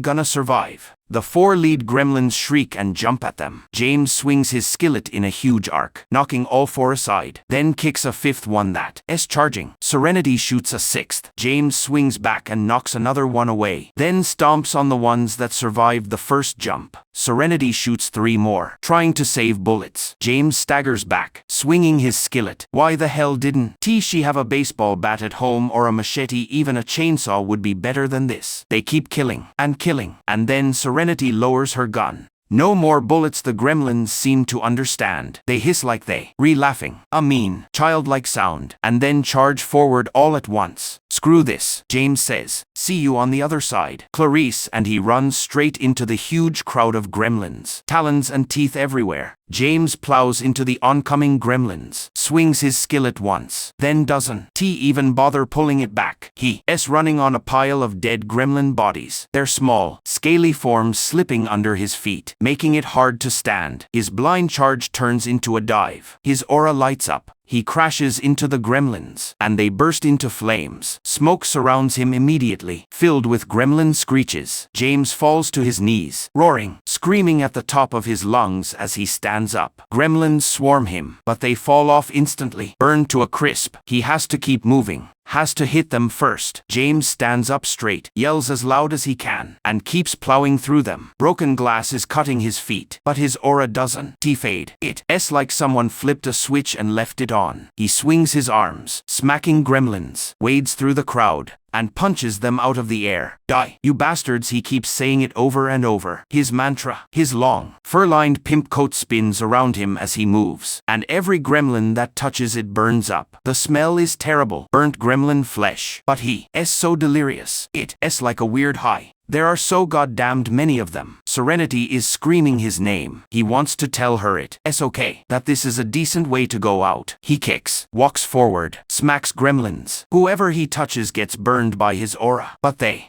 still hurting him. Cuts and slashes all over his legs and back. Bites on his forearms and calves. They pay for it with their lives, but he's getting torn up pretty bad. His leg gives out, and he drops to one knee. He looks up. Blood runs into his left eye, blurring his vision. Dead gremlins are everywhere around him. The other ones have backed off for a second, but when they see him on his knee, they grin. How are there still so many, and more are coming from outside? See, mon then, he whispers. Let's end this. The gremlins throw themselves at him. He's buried under a pile of scaly limbs and wiry bodies. His aura lights up gray, but there are so many of them. Their weight is pushing him down. He screams as they slash at him. Each one that touches his aura dies, but the ones on top keep reaching through, biting and scratching, then dying too. You, now Mendicant 3. You have 5 unspent points. He can breathe. His mouth is filled with what feels like coal ash. His mind is just a tiny spark of awareness, getting hit with waves of pain. The easiest thing would be to let go, to die. But James is stubborn as hell, even when everything is gone. He refuses to quit. So with his last bit of strength, he pulls up the menu. He can see anything, but he focuses on putting all the unspent points into a rate. The effect is instant. His aura gets brighter, and a chorus of gremlin screams goes up, higher and louder than before. The pile of gremlins on top of him goes limp, and his aura shuts off. James rolls onto his side. Charred gremlin bodies fall apart and slide off him. He uses all his strength to prop himself up on one elbow. He doesn't even look at his body. He just stares at the circle of gremlins around him. What he rasps. Scared now, one gremlin snarls and jumps at him. His aura flares up, extending a foot out from his body. The gremlin burns up in midair, hitting him as nothing but a cloud of black dust. Well, he says, would you look at that? The gremlins shift around, looking at each other nervously. James grunts, pushes himself onto his hands and knees. He sits there for a second, his vision going dark, then slowly gets to his knees, passing out an option. Who knows if his aura works when he's unconscious. Serenity, James, the first,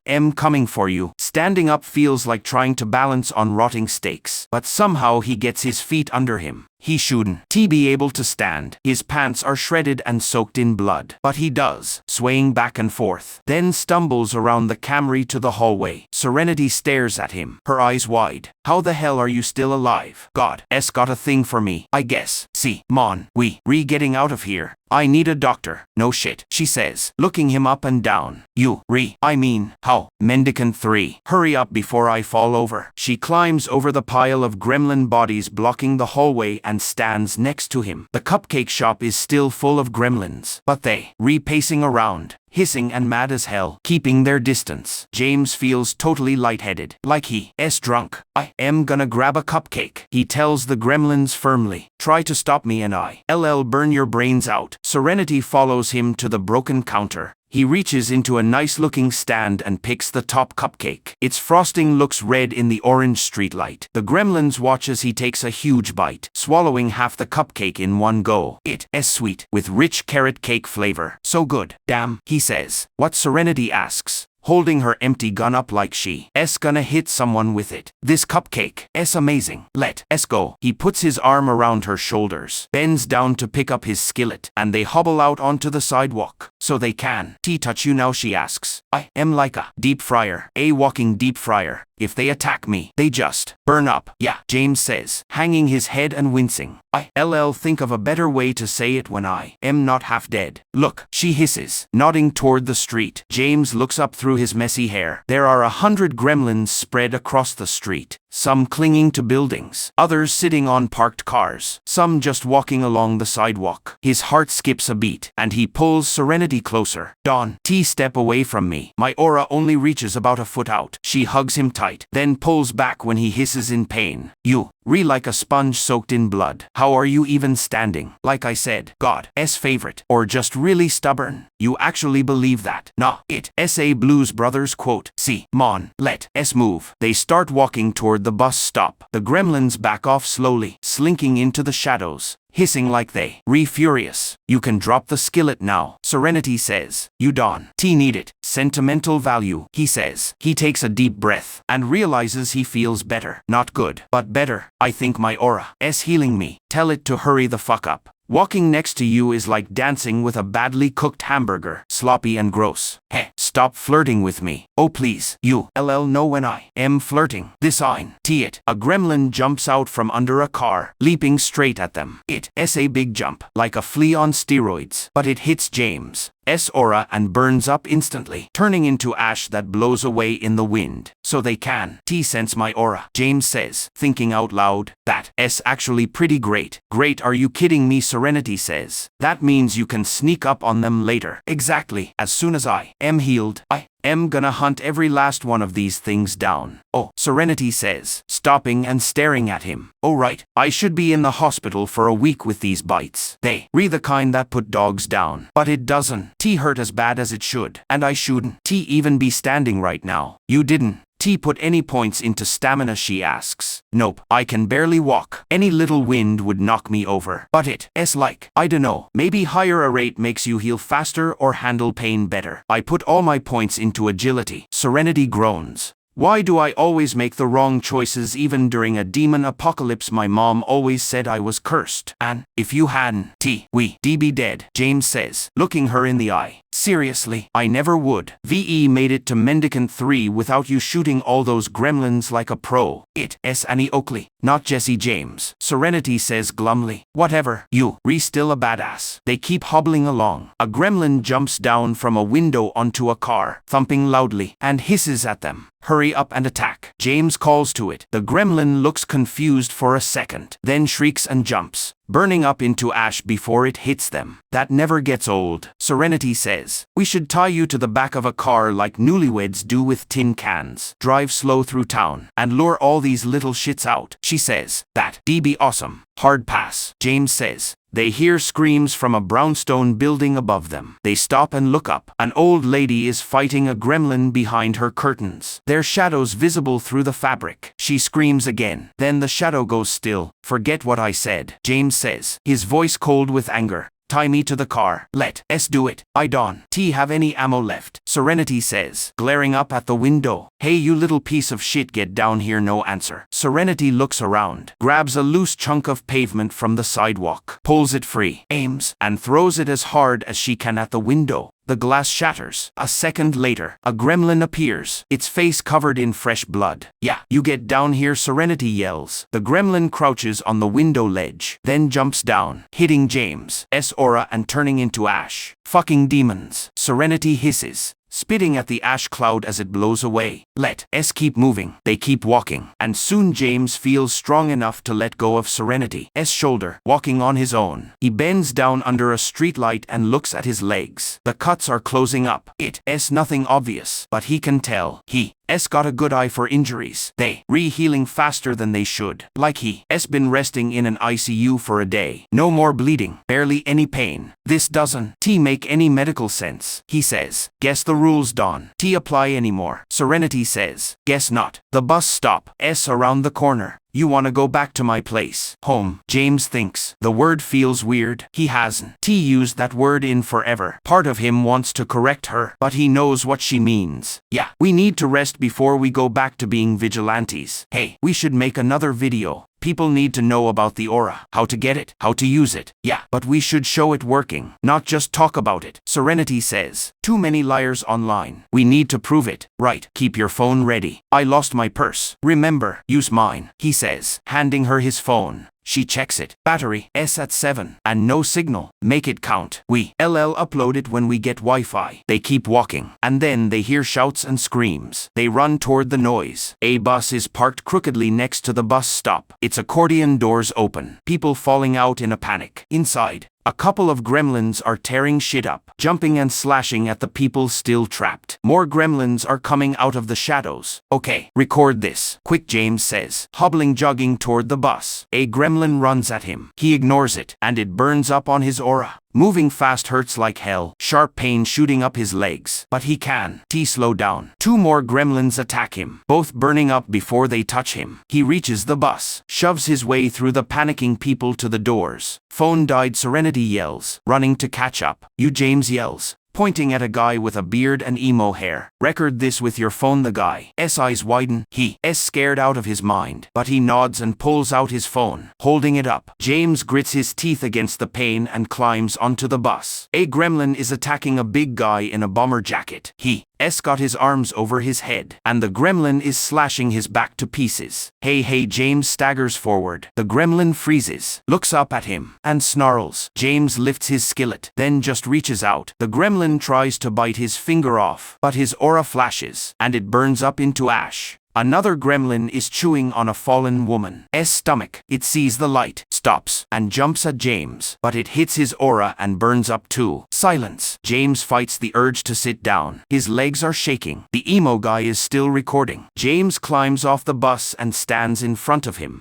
Listen up, he says, his voice hoarse but loud. I made a video before, but here's an update. Put all your points into a rate. That's what makes your aura stronger. I know strength and agility sound good, but this. He holds up his hand, then remembers his aura is off, shaking his head. This aura saved our lives. First 5 points got me to 13, and my aura turned on. Lead, level 1. It could burn gremlins if they touched me, but they could still hurt me. 5 more points got me to 18, and now they burn up more. Charred, but now I am at level 23. And they turn to ash before they even get close. The emo guy tilts his head, staring at him. Who the hell are you? Man, James looks down at himself. He's still wearing that long, caramel-furred pimp coat. His skillet is covered in blood and gremlin guts, and he's covered in cuts and blood. Telling them his real name doesn't matter. No one would recognize it. Serenity told him hashtags are how you go viral, how you get people's attention. He needs to make sure this message gets out. He already blew up with one hashtag before. He stares into the phone camera, his face tired and in pain but determined. I am the sexy lumber homeless Jack dude. A woman who survived the bus attack offers them a ride. She called her mom, and they heading to Serenity's apartment. James passes out in the backseat, leaving Serenity to answer the teen girl's excited questions. He wakes up when they pull up outside the laundromat next to Serenity's building. It's closed, the lights off, and there are black blood smears on the sidewalk, glowing in the streetlight. That was so cool, the teen girl says as James gets out. I am gonna accept that acknowledgement thing.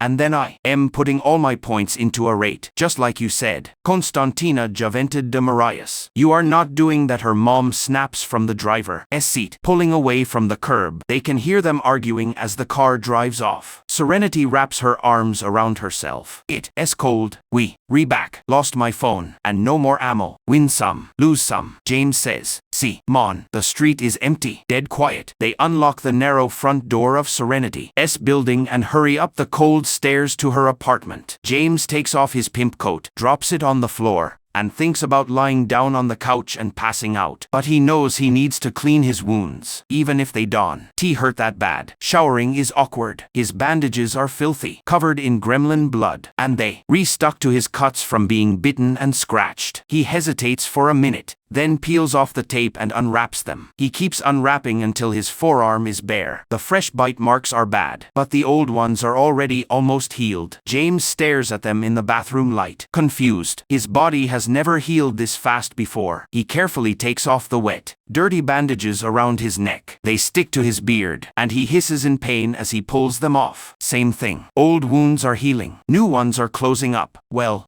I'll be damned, he says. He gets in the shower and washes off the blood and gremlin guts from his cuts and bites. His legs look like something from a horror movie. His forearms too, but the pain is barely there. It's surreal. He's seen people scream in pain from less than this. Seen them carried on stretchers. But here he is, just washing it off in a grimy shower. He doesn't even care about infections right now. He's too tired. Eventually, he gets out, borrows some old clothes from Serenity's ex-boyfriend, and walks barefoot into the living room, drying his hair with a towel. Serenity is sitting in front of the TV, her hand over her mouth, watching the news. An anchorman is trying not to lose it, his voice shaking. James leans against the back of the couch, still holding the towel to his head. We now have evidence that everyone who followed the government's advice, refusing the acknowledgement request from the first and second global waves, has died. The anchorman says they were attacked by something far more powerful than Nemesis 1. This is being called a punitive measure by the mysterious, evil system controlling these attacks, and reports are coming in that tens, if not hundreds of thousands, have died at the same time. He pauses, pinching the bridge of his nose. The TV is silent for a second. Then he speaks again, his voice thick with emotion. On behalf of this network, I want to offer our deepest condolences to the families of the victims. The NSA, CDC, and other government agencies issued those guidelines with the information they had. But we now know that information was completely wrong. So they updating the guidelines on all government websites. Do not accept the acknowledgement request if you not ready. The National Guard is being sent to every major city, and any soldier who has already killed a Nemesis 1 will be wearing a blue armband. The new rule is if you get an acknowledgement request, find the nearest National Guard station. They reposting maps on government websites, and tell them what's happening. The anchorman's voice gets stronger. The National Guard will make sure Nemesis 1 is killed before it can attack you. They'll keep you safe. This policy will start in different cities at different times. So check your local government website for details. Hundreds of thousands, Serenity whispers, turning to look at him. James grimaces, draping the towel over his shoulder. It's probably more. First wave was small. Second wave was way bigger. If most people refused the acknowledgement, it's probably millions dead. Serenity just stares at him, her mouth open. James walks to the window to get away from that sad, scared look in her eyes. He stares down at the dark street. There's a little bit of traffic now, but every once in a while, he sees a gremlin slinking around. They still leaving people who haven't gotten the acknowledgement request alone. How much time do they have until the third wave hits? But we can fight them, Serenity says, her voice shaky but determined. We can get more people to level up their auras, like yours. If we can get 1,000 people like you in every city, we can kick their asses. Yeah, James says softly, but only if this level 3 aura works on Nemesis 2. Shit, Serenity says, staring off into space. James does the same. He pulls up the countdown in his mind. 71 hours till Nemesis 2 released. This countdown for Nemesis 2 is only for the first wave, right? Serenity asks, blinking and looking at him. The second wave will get theirs a day later. I guess so, James says. For a while neither of them said a thing. Then James came over and sat next to her, and they started scrolling through the news. Word was trickling in from all over the world.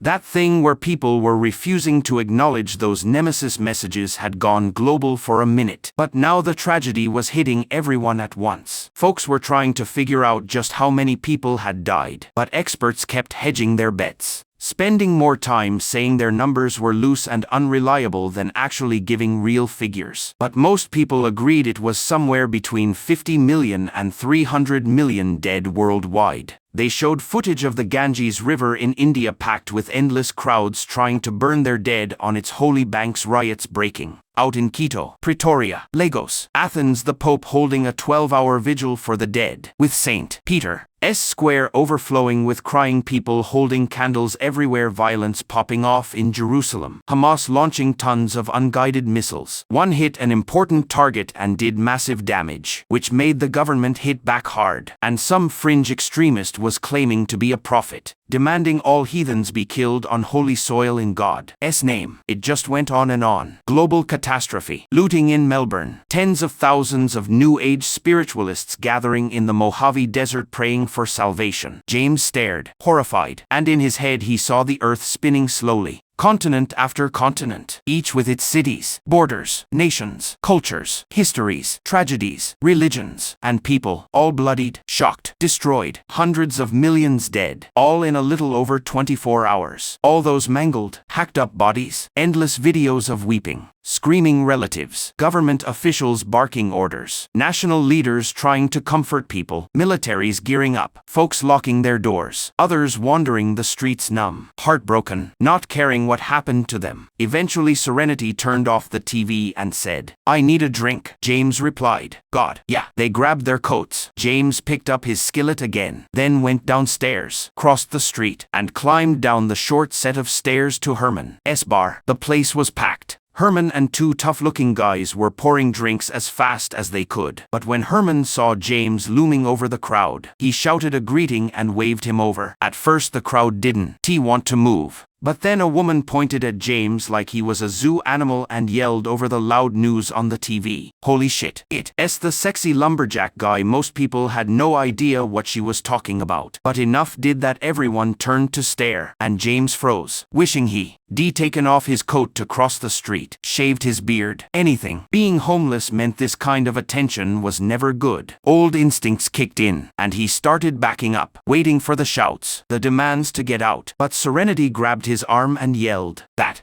sexy lumber homeless jack to you." Lady A guy with a thick Boston accent shouted from down the bar. Was that real or just some special effects crap? Serenity dragged James up to the bar and answered, "It was real. I swear on my mom's grave." Who the hell would post fake shit at a time like this? A guy with a bright red baseball cap glared at James and said, "So you saying you got God's powers or something?" James said quietly, "No," but nobody heard him. Serenity glared right back at the guy, no shame, and said, "What, you stupid Haven? You gotten your personal stats sheet yet?" The big guy grumbled, "No, Haven been invited, but when I do I am gonna accept it. I got more guns than an entire brigade. Satan won.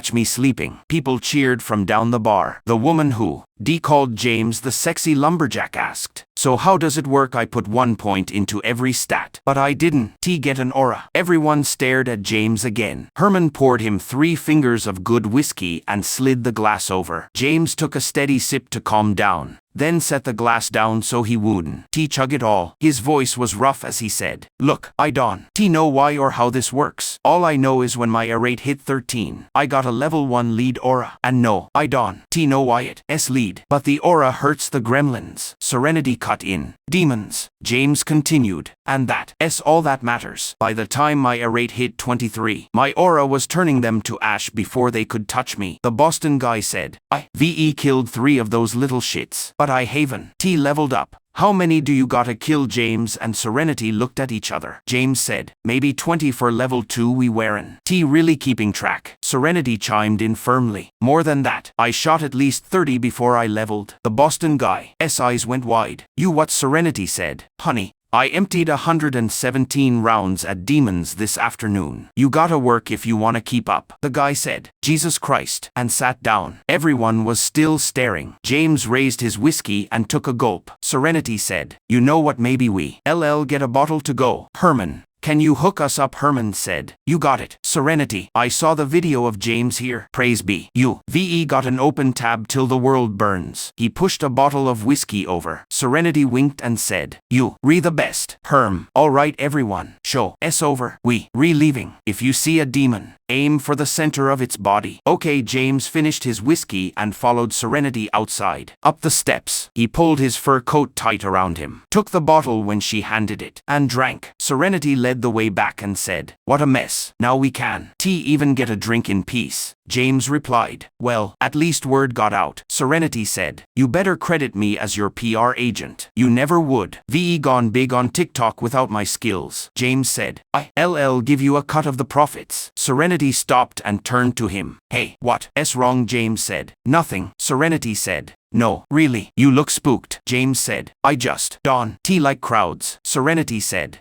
I get it, but you were like a hero to them. James said, I don't wanna be a hero. I guess I have to help, but that doesn't mean I want everyone staring at me. Serenity said, fair enough. She took a swig of whiskey. Look, the world's always been a shithole, but now it's getting way worse. But we did some good today. We got a bottle of Jack, and tomorrow's another day. Let's go drink this, maybe hook up, and see what the morning brings. James tensed up. Serenity said, geez, just kidding, I know you don't wanna hook up. Do you like guys? James said. No, I don't like guys. Serenity asked. You got a wife then? James' face went stone cold, and Serenity's eyes widened. Wow, never mind. We can kill demons together, save each other's lives, but we don't have to get personal. Fine. Will you at least help me finish this bottle? James said. I'll help you with that. They got to the front door but stopped when 10 army trucks started rolling through the nearest intersection, one after another, their backs covered with tarps. All the same, headlights cutting through the night, ignoring traffic lights as they kept going. After the last truck disappeared, Serenity whispered, damn, I counted 17 of them. James took a drink from the bottle to wash down the words he almost said. And we need way more than that if they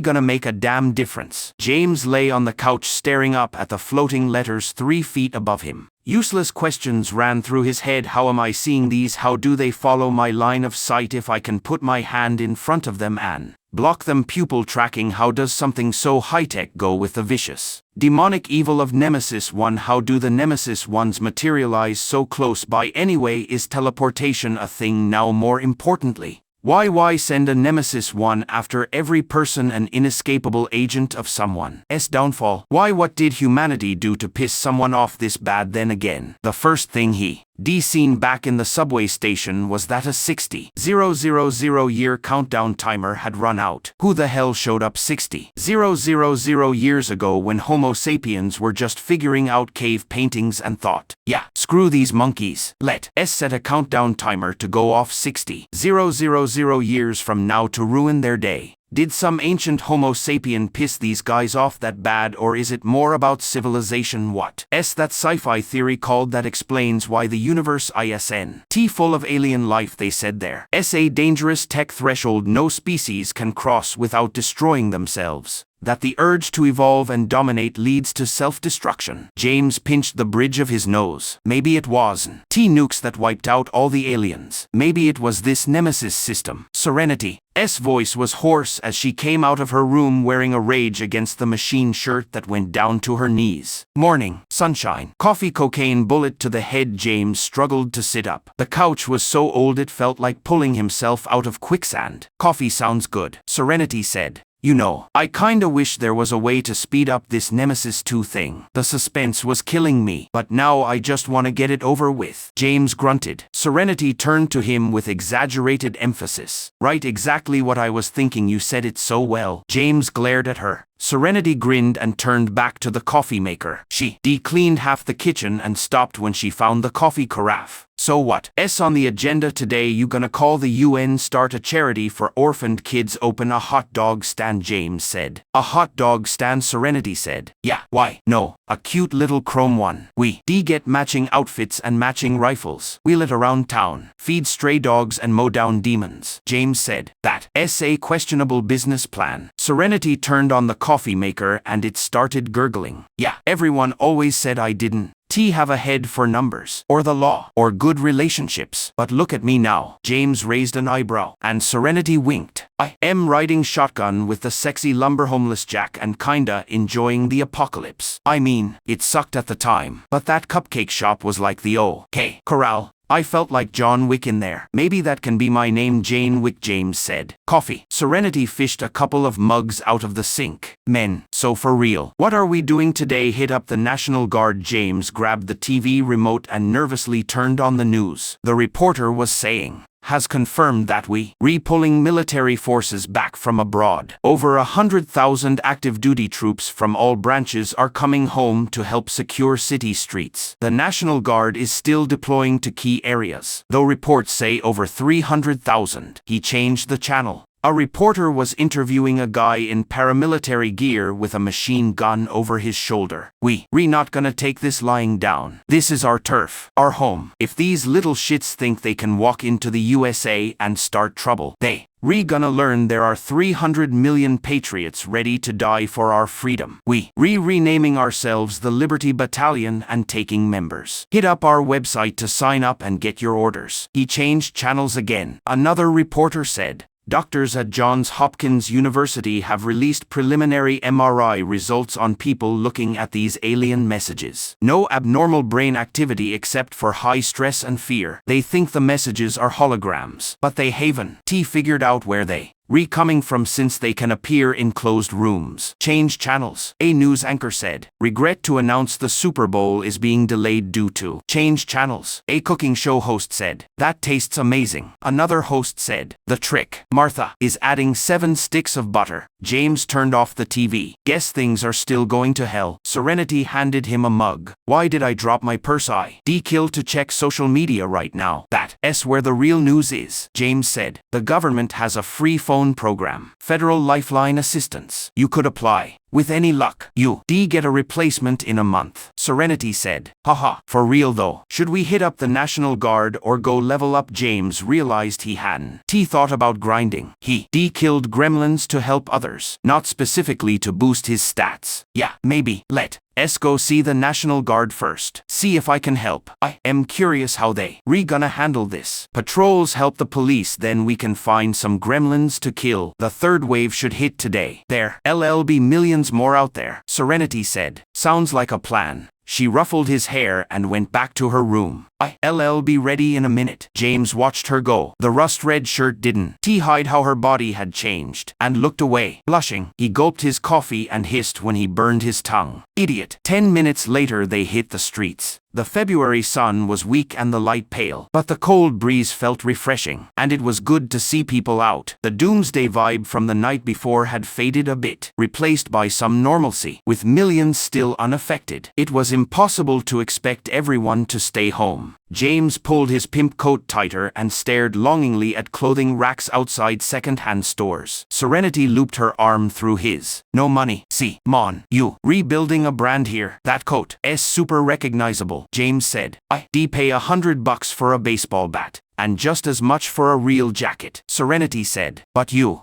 broke. I am broke, and things aren't so bad we can start looting yet, right? So you got a skillet and a fancy fur coat. James just shook his head. The National Guard was definitely out. Whoever was running this knew what they were doing. A tan truck rolled down the street or through an intersection every 10 minutes, making their presence known. There were squads outside subway stations and bus stops, talking to people and handing out flyers. James hated approaching people in uniform. Years on the street had taught him it usually didn't go well. Cops were often overworked, stressed, and had no patience for his excuses about sleeping somewhere or asking for money. His stomach tightened and he gripped his skillet harder. But he and Serenity walked up to the squad at the next bus stop. Damn it. Why did he only have this pimp coat to wear as soon as he could? He was changing. Brand be damned. Half the squad was talking to other pedestrians. They looked relaxed but capable, with glossy black M16 rifles held in patrol position, muzzles pointing down. They wore camo but tan caps instead of helmets, and American flag patches on their shoulders under red shields with a gold lion. Each also had a blue armband. A teenager held up his phone. Hey, check it out. It's the sexy lumberjack. Dude, you, real legend. James frowned, but several National Guard members had turned to him, and he saw recognition in their faces. Shit. A heavy-set guard with a square jaw stepped forward. Sir James wanted to run. His face tensed up, and if Serenity hadn't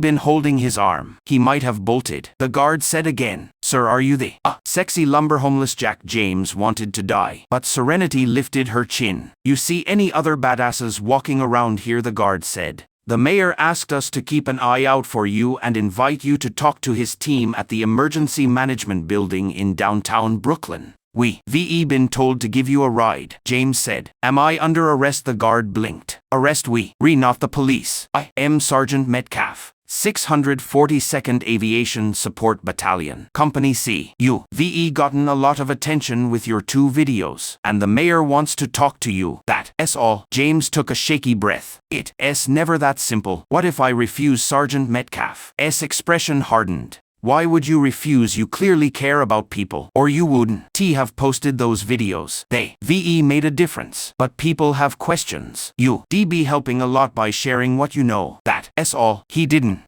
answer the question. James gave Serenity a panicked look. She pursed her lips, then nodded. "Fine, we'll go." Metcalf turned to his radio, got confirmation, and said, "We all set. Your ride will be here soon." James asked, "How are you guys handling this? What are you telling people?" A guard handed him a flyer. It had a map of Brooklyn with 3 red stars, the closest being Grand Army Plaza north of Prospect Park. The text was simple: "The National Guard is here to help. If you get a request to acknowledge a Nemesis 1, go to the nearest clearing zone. Further guidance will be provided there." James handed it back. "What's happening at these clearing zones?" Metcalf said. Reprocessing people who've gotten the notification, organizing them into groups of 50 or 100, taking them into Prospect Park, and having them accept the acknowledgement at the same time. Guards form a cordon and shoot the enemy when they appear. Then people leave through another exit and the next group comes in." James frowned. "Only 3 zones the 3rd wave hits today. That could be millions of people, at 50 or 100 a group." Metcalf's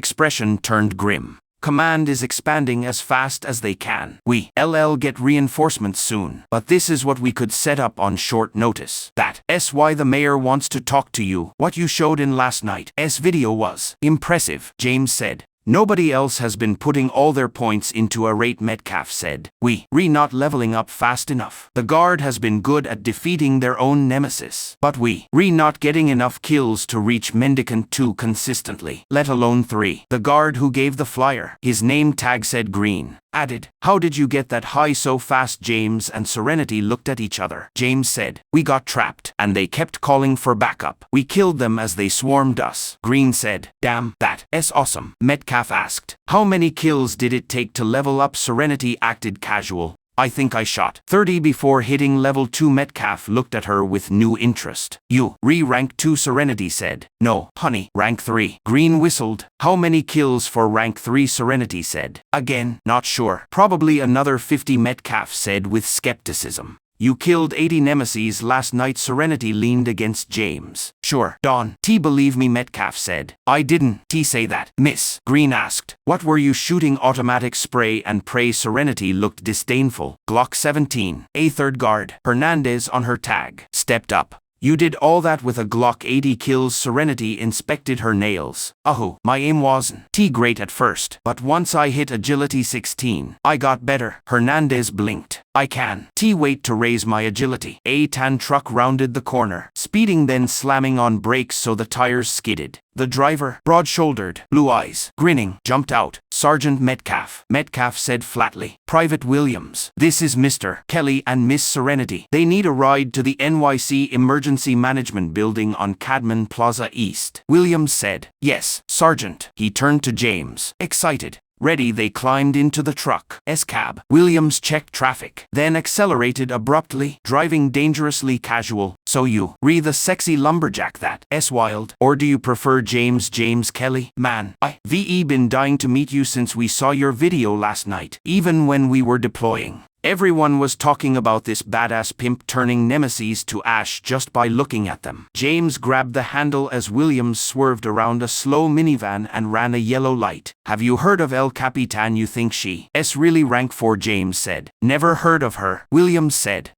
She's in LA. Trapped in an elevator shaft or something. Private security. Had an M4. Went to town. But she didn't go all arate like you. Pure agility. Now she's walking the streets mowing them down. Though ammo's a problem, right? James said. I think there's plenty of ammo in the US. Williams said. True. Wow. So what's your theory on why this is happening? I think it's aliens. Why? Know that theory that aliens brought life to Earth way back, like those Andes drawings that only make sense from the sky. I bet we an experiment 60,000 years in the making. They wanted to see how fast we evolve before hitting us with the Nemesis test. Like a stress test. James stared at him. You think all this is a stress test? Williams said. Hell yeah, survival of the fittest. In 88 days the pit's open. Whatever that is. Like a final boss fight. We gotta level up as much as possible before then. And those who survive get rewarded. Alien tech. Or maybe join some Galaxy Super League. James said. Galaxy Super League. Williams said. Yeah, every civilization that survived the Nemesis test. Total badasses. James said. You think we make it? Williams grinned. Dude, Uncle Sam spent hundreds of billions on the military forever. We the most elite, best equipped fighting force ever. These Nemesis punks don't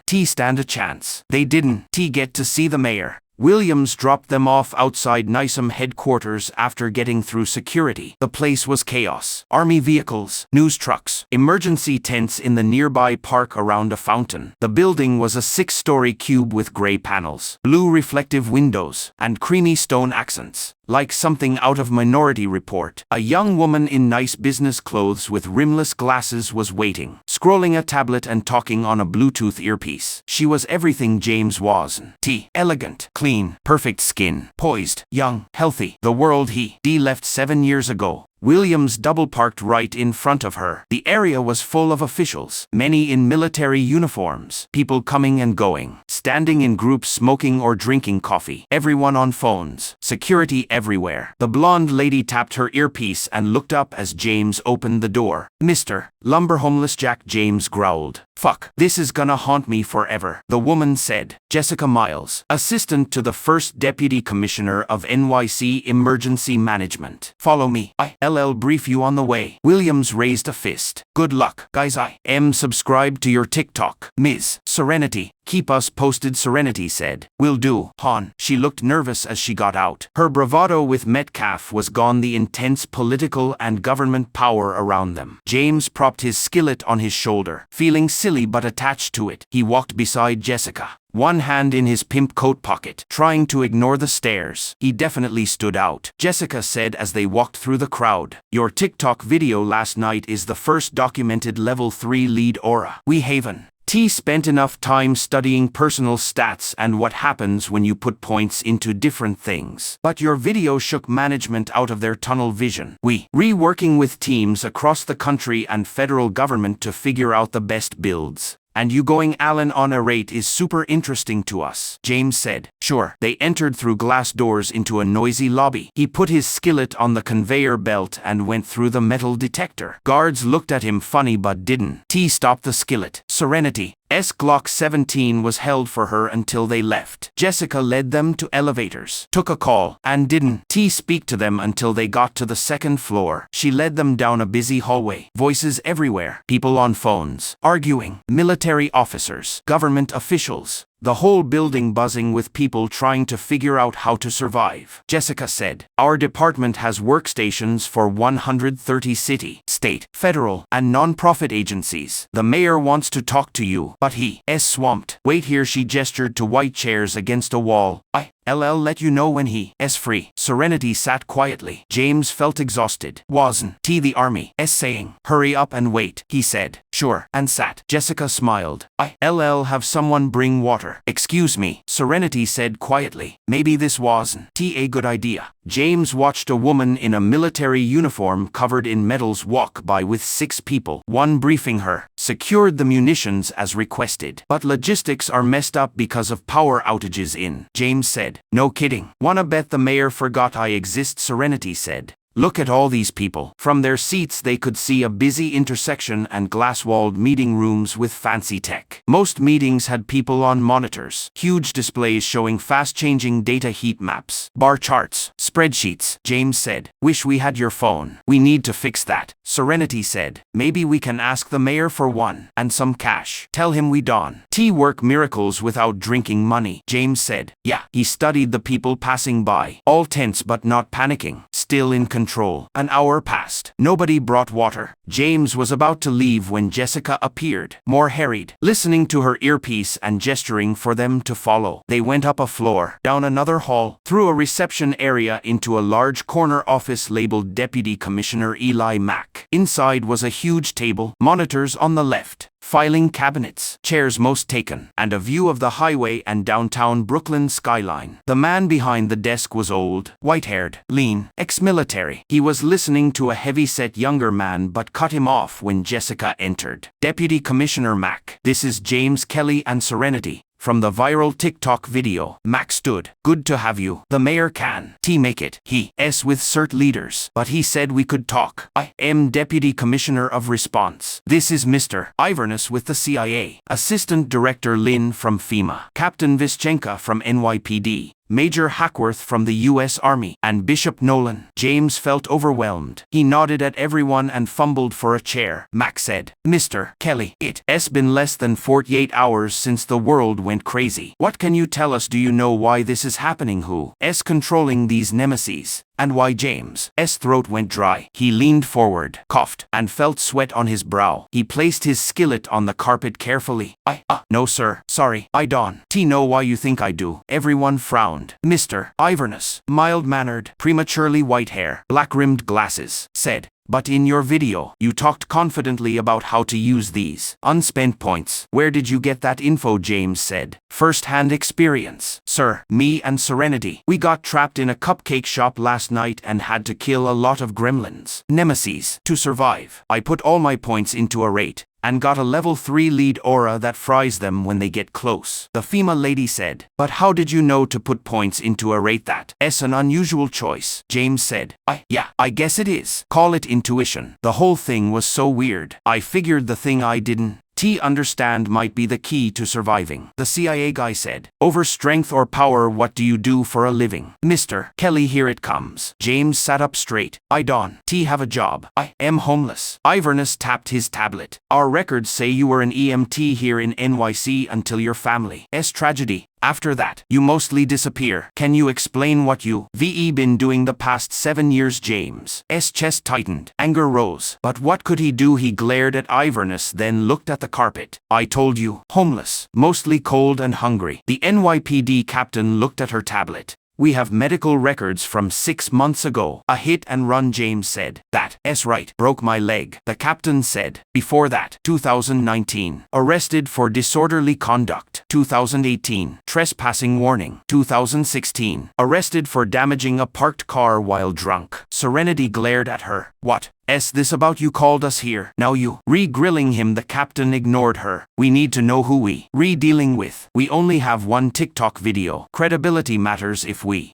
gonna believe your story. Serenity said. Give me a break. Max steepled his fingers. The point is, we at a critical moment. Mr. Kelly, as far as we know, you the only one claiming rank 3 mendicant and this aura. We only registered about 200 people at rank 3 or higher, and none went Allen on a rate. Excuse our curiosity. James just stared at him. Bishop Nolan cleared his throat. If I may, Mr. Kelly, I am Bishop Nolan, here for Archbishop Connolly. Are you familiar with the word arate? James said. Yeah, it means human potential, achieving excellence. Nolan said. That's right, an ancient Greek term. Aristotle used it in his doctrine of the mean as a measure of usefulness, a goal for education. We should all strive to be useful, fulfill our potential. Yesterday, people thought a rate might cap other stats, that you had to raise it to increase others, more like the Homeric idea. But you proved that wrong. If raising a rate makes a stronger aura, it's more spiritual, James said. All right, Major Hackworth, handsome, like old movie star Errol Flynn, said, we need to decide if we should tell people to focus points on a rate. Is it tactically smart for everyone to develop this personal defense? James sat back as they argued. His hopes sank. The third wave was coming, but everyone here was too busy with theories to act. Mac listened, then cut in as the captain and CIA guy argued. First, we need a live demo of Mr. Kelly's abilities. Columbia University scientists are on their way to set up experiments. Then we need to figure out how to level up faster. In the meantime, I have to go to a meeting with Notify New York about messaging. James stood up suddenly. Everyone leaned back. Wary, James said. Serenity and I are leaving. Mac frowned. You should wait for the scientists. We need to understand your powers better, James said. No. His voice shook. Mac said. Excuse me, James said. I am not wasting time with Columbia scientists. The third wave hits tonight. After the second wave, everyone is scared not to acknowledge. Streets will be overrun with nemesis. I am gonna go out and help. Everyone stared. Directors, captains, deputies, assistants. Iverness said. Mr. Kelly, the knowledge from your development could be crucial too, James said. No, there's nothing more to learn.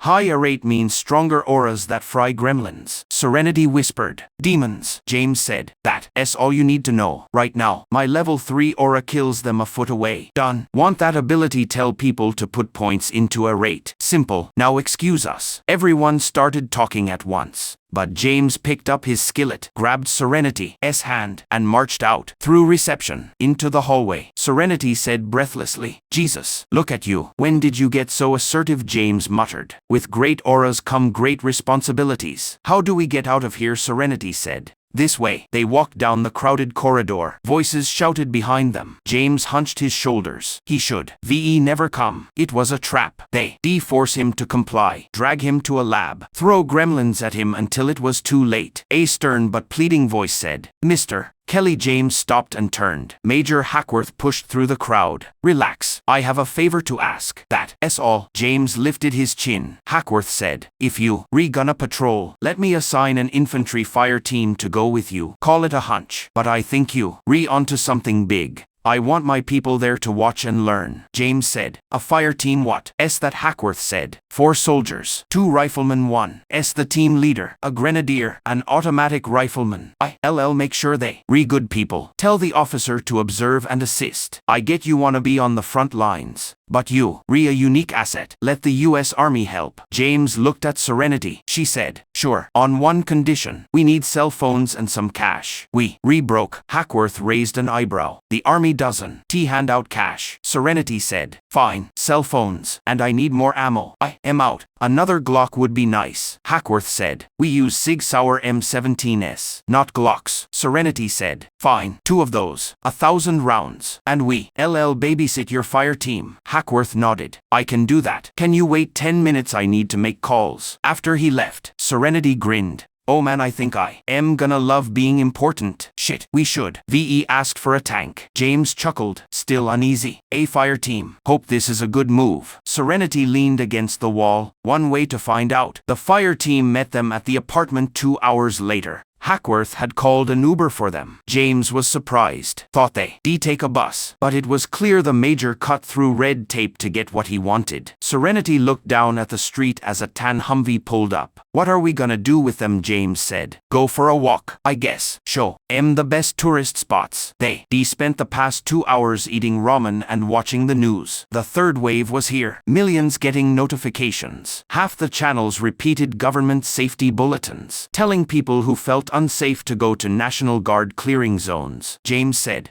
Grand Army Plaza must be packed. Hackworth must. VE pulled strings to get us these 4. Serenity ran downstairs to let them in. Then came back with the fire team. They filled the apartment. Bulky with gear. Alert. Checking corners. Peering into Serenity's room. Evaluating but keeping straight faces. 3 men, 1 woman, all carried black rifles, 1 huge machine gun, another with a second ribbed barrel, a guy with wraparound sunglasses, helmet, chinstrap, lean, hawk-nosed, freshly shaved, said, "Mr. Kelly, I am Sergeant Mancini, C Company, 1st Battalion, 69th Infantry Regiment. Major Hackworth ordered us to shadow you for 24 hours and help with the Nemesis invasion." His voice was firm, clipped, but James sensed bottled resentment. James said, "James Kelly, this is my friend Serenity. Wanna sit?" Mancini said. "We, LL stand. Thanks. We were told you." Mendicant level 3, James said. "That's right. Put all my points into a rate. Got over 20. Now I have a lead aura that fries gremlins when they get close. Posted a video last night. Guess it got attention. The guy with the machine gun, Del Vecchio, name tag said, loomed, you don. T say. Last I checked that video had over 34 million views." Serenity hit James'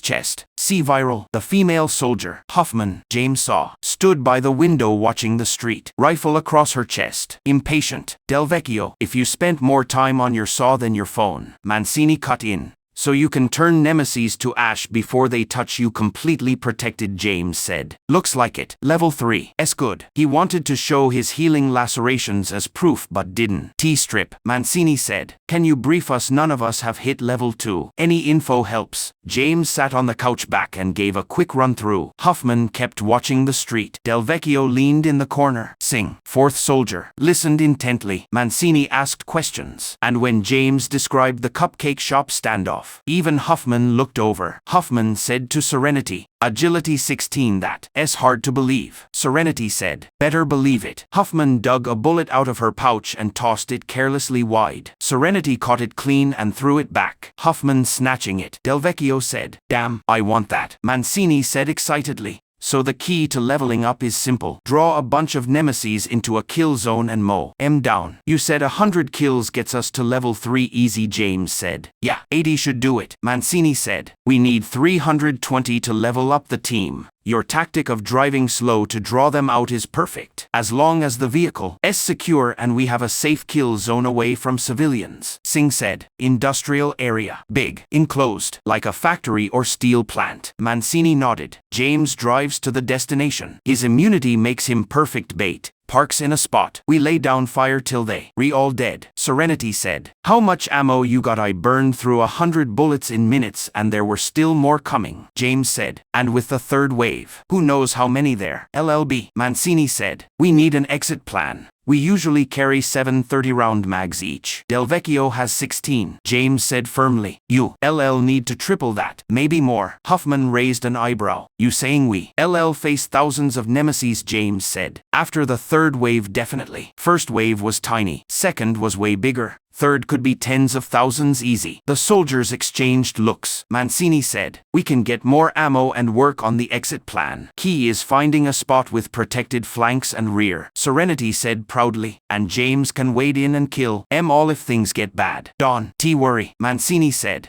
Del Vecchio, Huffman, head back to base. ILL order mag cans. Serenity said, "You brought my guns and ammo," Mancini said. "In the Humvee with your phones. I thought 6 mags and 1,000 rounds was overkill, but guess not. ILL get Hackworth's approval for the mission and find a kill zone." Serenity said, "Want something to drink?" Mancini said, "Thank you, I am fine." He pulled out his radio and stared out the window. James and Serenity looked at each other. Tonight was gonna be busy. The rest of the day was spent waiting for Mancini to get clearance from Hackworth, who had to escalate for approval. Military ops in friendly cities needed lots of planning and paperwork. But finally, it came through. Huffman and Del Vecchio returned with ammo cases. Serenity happily took apart her new Sig Sauers, cleaned them, reassembled them. James watched the news. It was bad. The apartment felt excited. The fire team relaxed, took off shades and helmets, were still alert but polite to James and Serenity. Mancini was late 20s, older than his years. Team leader who smiled painfully at Del Vecchio and Huffman.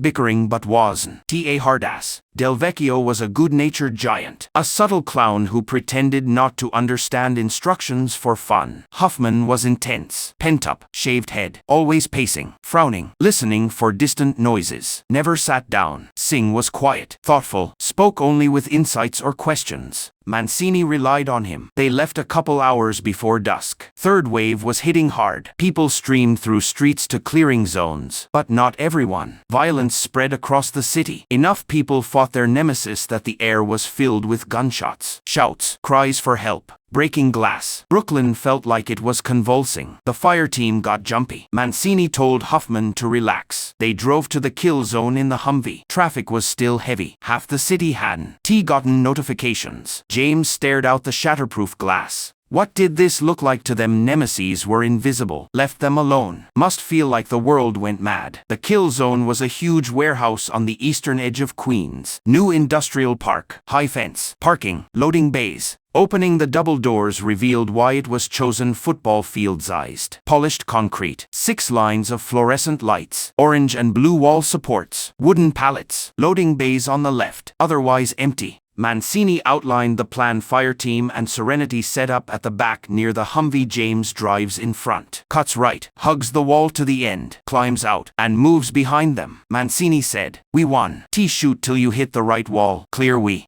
kill anything following you. If nemesis get to our front line on your vehicle, you clear them with your aura. If there's too many, close the front doors and call retreat." James said, "Simple enough. Just need a car." Mancini said, "It's in the parking lot. A lot of people are watching this. If it works, we use it to level up teams nationwide." Hackworth pulling all his favors. The soldiers nodded. Del Vecchio said happily, "This be like shooting fish in a barrel." Huffman said sternly, "You better deliver. Bring only 20 targets and there be hell to pay." James said, "One be a problem. When do we start?" Mancini checked his watch. "You said they come out more at night. Give it an hour. Drive through residential areas till you have a big group. Then head here. Vehicle has bulletproof glass and run flat tires. Drive slow. We stay in contact on radio. When you drive in, head to the right wall." He pointed again. "Then approach." "Clear," everyone said. "Clear." Serenity walked James to the parking lot. Cold wind blew flurries. Not enough to stick. She hugged herself as James found the gunmetal gray Ford F-150. "Shiny as new." Serenity said, "They should."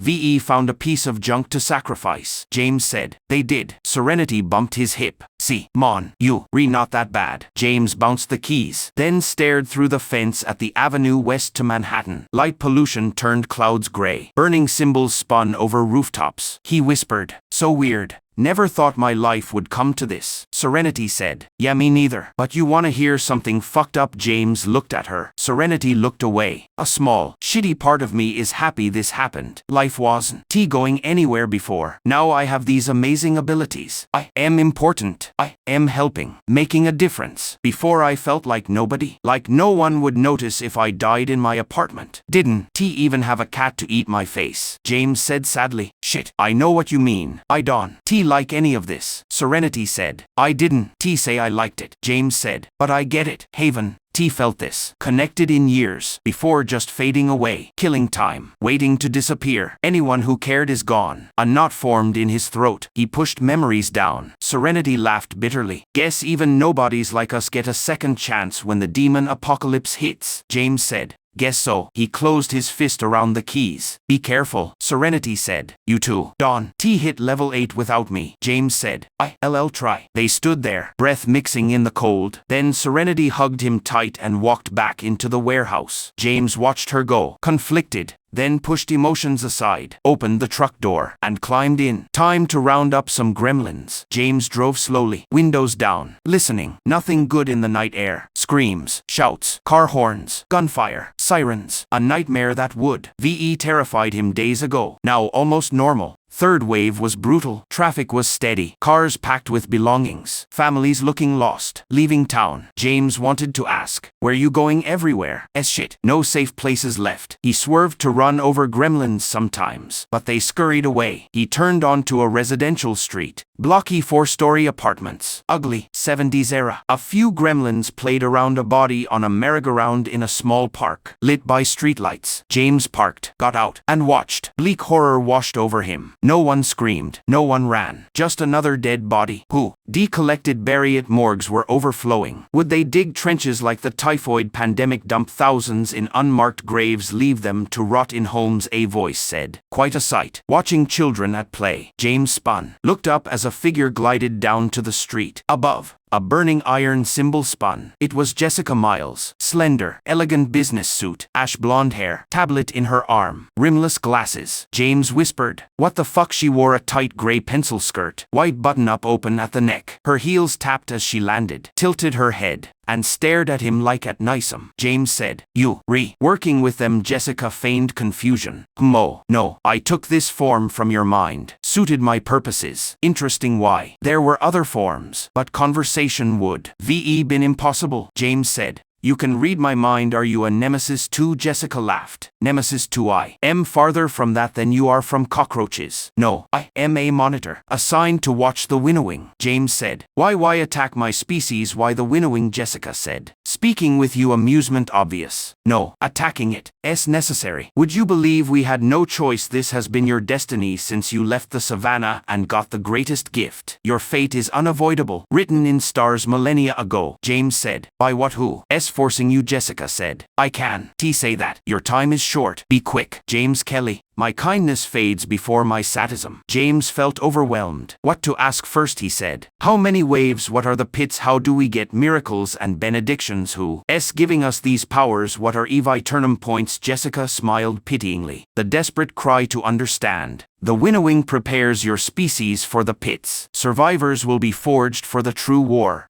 I'll clarify the rest if you lie with me." James felt like he'd been punched. Her words burned in his mind. Jessica watched eagerly, slid a hand between her legs. "I know you find this form attractive. Wanna dominate me, make me beg, fulfill every fantasy. James, lie with me, use me, and I'll tell you everything." A fierce rejection rose. Her mocking smile, her amusement. She wasn't going to tell him everything. She read his mind, knew his past, was toying with him. James rasped, "No." Jessica laughed, delighted. "No, very well. Not desperate enough yet. The day will come when you betray yourself for any advantage." James said, "But not today." "Why did you come talk to me?" Jessica raised her hands. The tablet vanished, and ran fingers through her hair. "Monitors sense xianxia. People wear fortune, resolve, and optimal outcomes meet. You, one. There are another 748 in this city, but only 6 have advanced as far as you. I was curious, wanted to gauge your species best and refine how long you'll survive before the last falls." James said.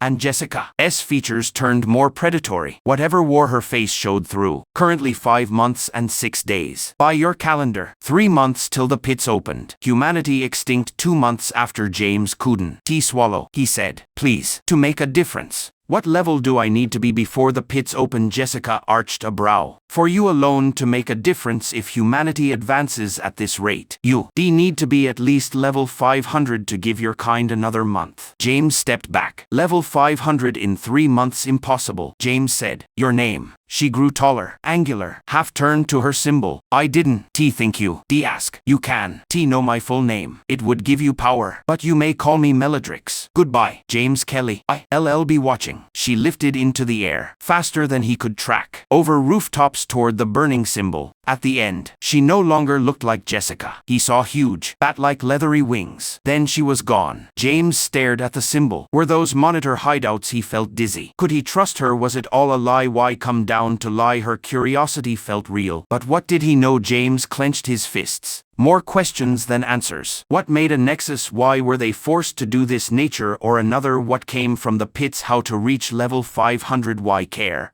about his progress? James grabbed his head, wished for whiskey, but he had nothing, just his skillet and the truck. He took a deep breath, pushed thoughts aside, and turned to the park. The 7 gremlins had hidden when Meladrix arrived, now emerging. James said, "You get over here." He stalked toward them. They stared down from the sky, grinned, and swarmed. All turned to ash when they hit his aura. The last screeched, trying to swerve. Black grit blew past. James turned back to the truck. 60 blocks from the warehouse. He bounced the keys, then put them in his pocket. Summoned the countdown 49 hours till Nemesis 2 released. James opened the truck trunk, lifted the floor, found the spare tire and a tire iron. He took it, closed the trunk, and started walking. He hit the skillet with the tire iron repeatedly, clanging echoing down the block. Come and get me I'm right here if he needed level 500. D better start. The clanging worked, or maybe his scorn. Nemesis ones hated being herded. They poured out of alleys and windows, bounded over rooftops, surged toward him. Each represented an innocent's death. Each turned to ash on his aura. 3 blocks down, a handful of chittering gremlins followed, summoning more. James stopped hitting the skillet, propped it on his shoulder, and walked, no longer tracking attacks, just staring ahead as his aura flared constantly. A message appeared: your rank is now Mendicant 4. You have 5 unspent points. James walked a block, thinking. He felt weary, not physical, but soul deep, familiar, gone the past few days. But Meladrix's conversation brought it back. The feeling of being awake at 6:30 a.m. in a coffee shop parking lot, watching people in nice cars get lattes, knowing he had nothing to look forward to, panhandling, avoiding trouble, drifting to soup kitchens, finding a quiet spot to sleep, the urge to drink, momentarily beaten by cheap whiskey, but spiraling into mania and depression after. He almost marched into a liquor store, trailing gremlins, grabbing a bottle. Stop him. He thought of Jessica's glittering eyes, revulsion and disgust. Her amusement meant she wasn't threatened. If he was NYC's top nexus, humanity was fucked. Maybe their best hope just wanted to chug whiskey. Gremlins hurled themselves at him, turning to ash. He kept walking, opened his stats, considered stamina or power, something to lift his spirits. But with resignation, he dumped all points into a rate, or a lead, or a strength 4. His aura expanded. 3-foot gray bubble. Gremlins screeched, kept attacking, turning to ash. Another block. New message: your rank is now Mendicant 5. You may select a benediction. Your choice of benediction is your first step in determining your class. You may now purchase Eviternum points. You have 5 unspent points. James stopped walking. The gremlins kept turning to ash all over him, and the chittering creatures were getting more and more worked up. But he ignored them and focused on the words. Your choice of benediction is your first step in determining your class. James tried to calm his thoughts, to focus, to get himself under control. The monitor had put him in a really bad mental space, but he needed to stay focused and clear-headed. This felt, important. Shield of Faith, Smite, Bless. So whichever one he picked would help decide his class. Probably not the rich, upper-class kind, but more like. James tried to remember playing video games back in high school. Fighter wizard stuff like that. 7 years living on the streets had messed up his memory. Shield of Faith. Did it matter that he barely believed in anything except how stupid humans could be and how nothing important ever lasted still? That was a defensive power, right? Smite. That sounded like something from the Old Testament. Hitting hard, being aggressive, an attacking power. And then bless. Like what priests do. What would that even do? Make other people stronger. A defensive power. An aggressive one. And then, what? The right word. A power that boosts others. Each choice would push him toward a different class. First steps. With that in mind, he started walking again. What did he want back in the day? The choice would have been easy. He used to care about helping people. To be honest, he still did. He'd been surprised over the past few days to find that his old sense of wanting to help people hadn't died as easily as he thought. But did he want to go around blessing people? The idea made James curl his lip in disgust. Who was he to bless anyone? It felt ridiculous. He pictured that office at Nicem full of captains and directors, and tried to imagine what they'd look like if he offered to bless them. He saw the CIA guy's face. That same old look. Disgust hidden behind fake politeness. No, blessing other people wasn't his thing anymore. Shield of Faith. What if its power depended on how religious you actually were? James stopped walking again. Is that what the monitor meant, that her kind had to obey God? It felt terrible but also true. And yet, what kind of God would set a timer 60,000 years ago, let loose nemesis on innocent people? Then again, he did the whole flood thing, didn't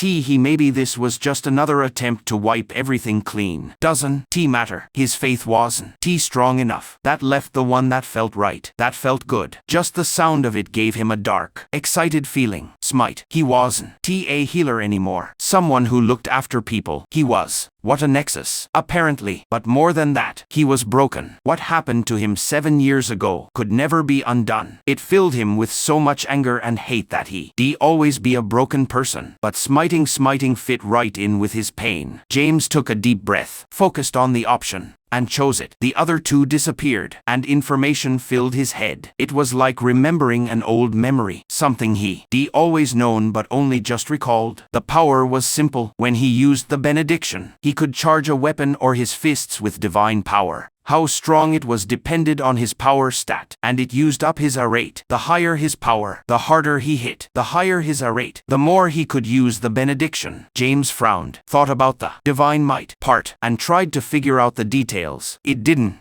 feel specifically Christian. No symbols or rituals, no rules or teachings. It was more of a feeling, a sense of strength, of purpose mixed with spiritual focus and clarity, a calling, a desire, a need for something bigger, a capacity to wonder, to love, to care about others. A feeling of how small you are next to the universe, but also how special you are just to be alive. James breathed shakily. How the hell was that him? Maybe he once felt that way, but not anymore. It was all buried under years of scars and hard feelings, numbed by alcohol, tragedy, heartbreak, and loneliness. James forced his mind away from the memory and what it meant. Doesn't matter. He'd use this divine might, if he had to, if it let him smite. Gremlins screamed in anger and turned to ash on his aura. Kelly, this is Mancini. Can you give a status update over? James picked up his radio. Mancini, this is Kelly, heading to the kill zone on foot. All is fine. Out. He clipped the radio back to his belt, expecting Mancini to call back and demand an explanation. But the sergeant stayed quiet. That let James think about his next choice. You may now purchase Eviternum points. What the hell were those for? He already had one, and it hadn't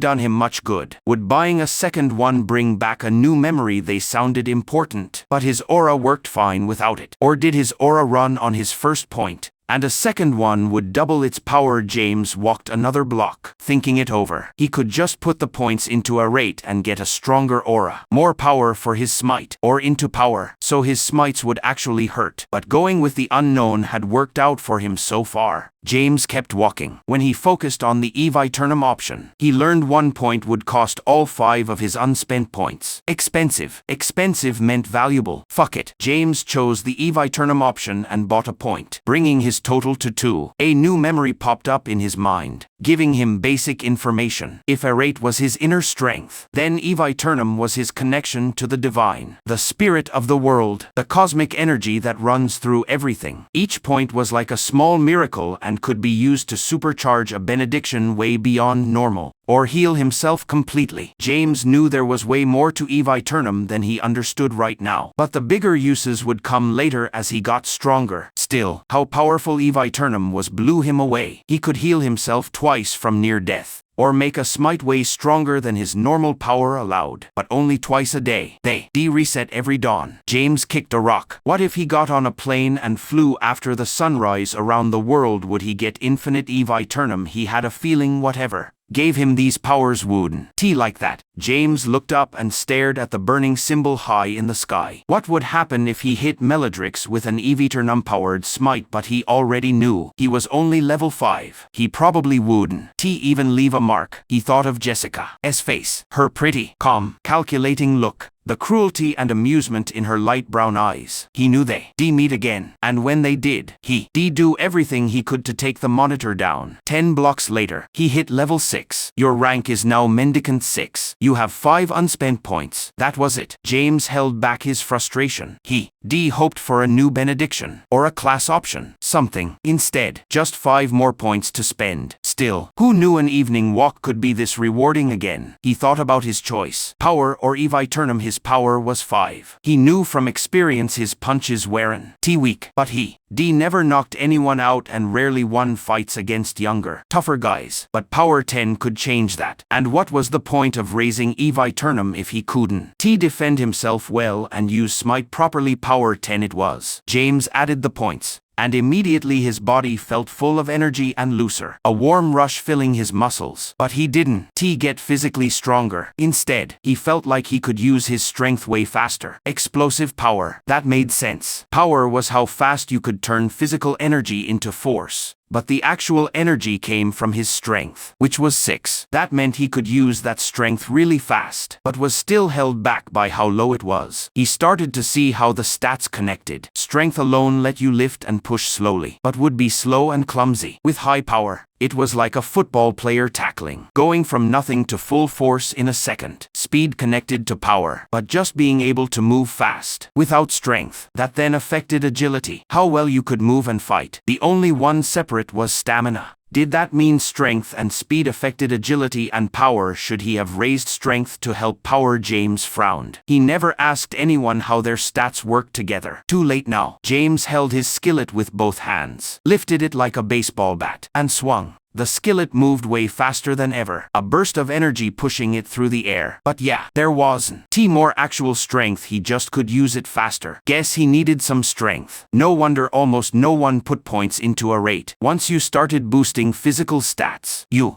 want to raise all of them. James kept walking. The gremlins never got tired, but now more and more hung back, watching, thinking, following. When he looked back, he saw a crowd chasing him, their eyes like creepy red fireflies in the dark, their scaly bodies shining under streetlights. That's right, he whispered. I am the Pied Piper of Queens. Come on, rats. Not all of them followed him, though plenty still jumped out of corners to attack him, turning to ash right away. But it took another 20 blocks before he leveled up again. Hundreds and hundreds killed themselves on his aura. Way more than it took to reach level 6. James was starting to think he wouldn't level up until finally, after a big wave, the words showed up in his vision: your rank is now Mendicant 7. You have 5 unspent points. Strength, his rate was strong at 28, and Eviternum was still tempting. But his power wouldn't be useful if he didn't have strength to back it up. Alright then, strength. He added the points. The effect was instant. If power had made him looser and fixed old aches, strength made him feel more solid and bigger. His muscles felt pumped like they used to at the gym, and his posture straightened a little. His shoulders slouched. A new posture, better than the one he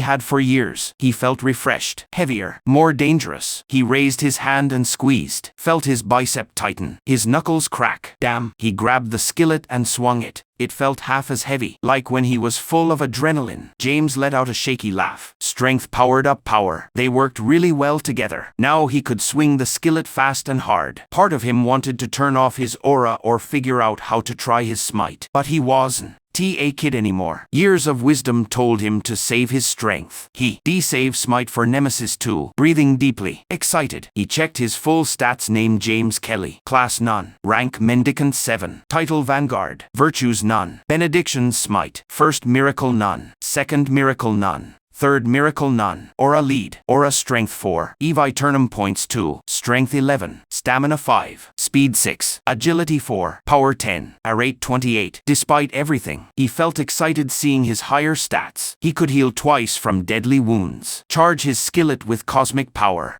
and was now as strong and fast as a college athlete. That last part was just a guess, but for the first time, James felt a little hope. The Nemesis might have caught humans off guard and pushed them to the edge in the first 48 hours. But deep down, he knew a comeback was coming. Serenity bit her lip and tried not to look at the team again. They'd been waiting 3 hours, and her new Sig Sauers were as good as they get. She missed her Glocks, but knew that was stupid. The Sig Sauers were almost the same size, maybe a little heavier. She wished she had time to practice shooting, to get used to the guns, the recoil, to make them feel like hers. But she had a feeling Mancini wouldn't like her shooting cans in the back lot. He was cute, though, but super serious. The kind of guy who had to be told by his boss to relax and have a beer, and then he do it really formally. Sing was the same. Not that she was complaining. The situation needed serious people. Still, she wished someone would just talk to her. Huffman, the army girl, was so tense and focused on looking tough that she wouldn't no female support if it hit her. Del Vecchio the machine gunner seemed okay. Big hands, broad shoulders, smarter than he looked. She tried to joke with him, but Mancini shut him down fast. Serenity sighed. No, she just missed having James around. His steady presence, his watchful eyes, his quiet humor. he could take a joke and give it right back. And, well, they were a team. Bonnie and Clyde. Right, he. Dee just walked into her life. Confused but steady. Those blue eyes of his. She loved when he looked distant. Then she. Dee say something. A joke. Random stuff. And he. Dee blink and smile and really look at her. Serenity sighed again. Frustration mixed with fear.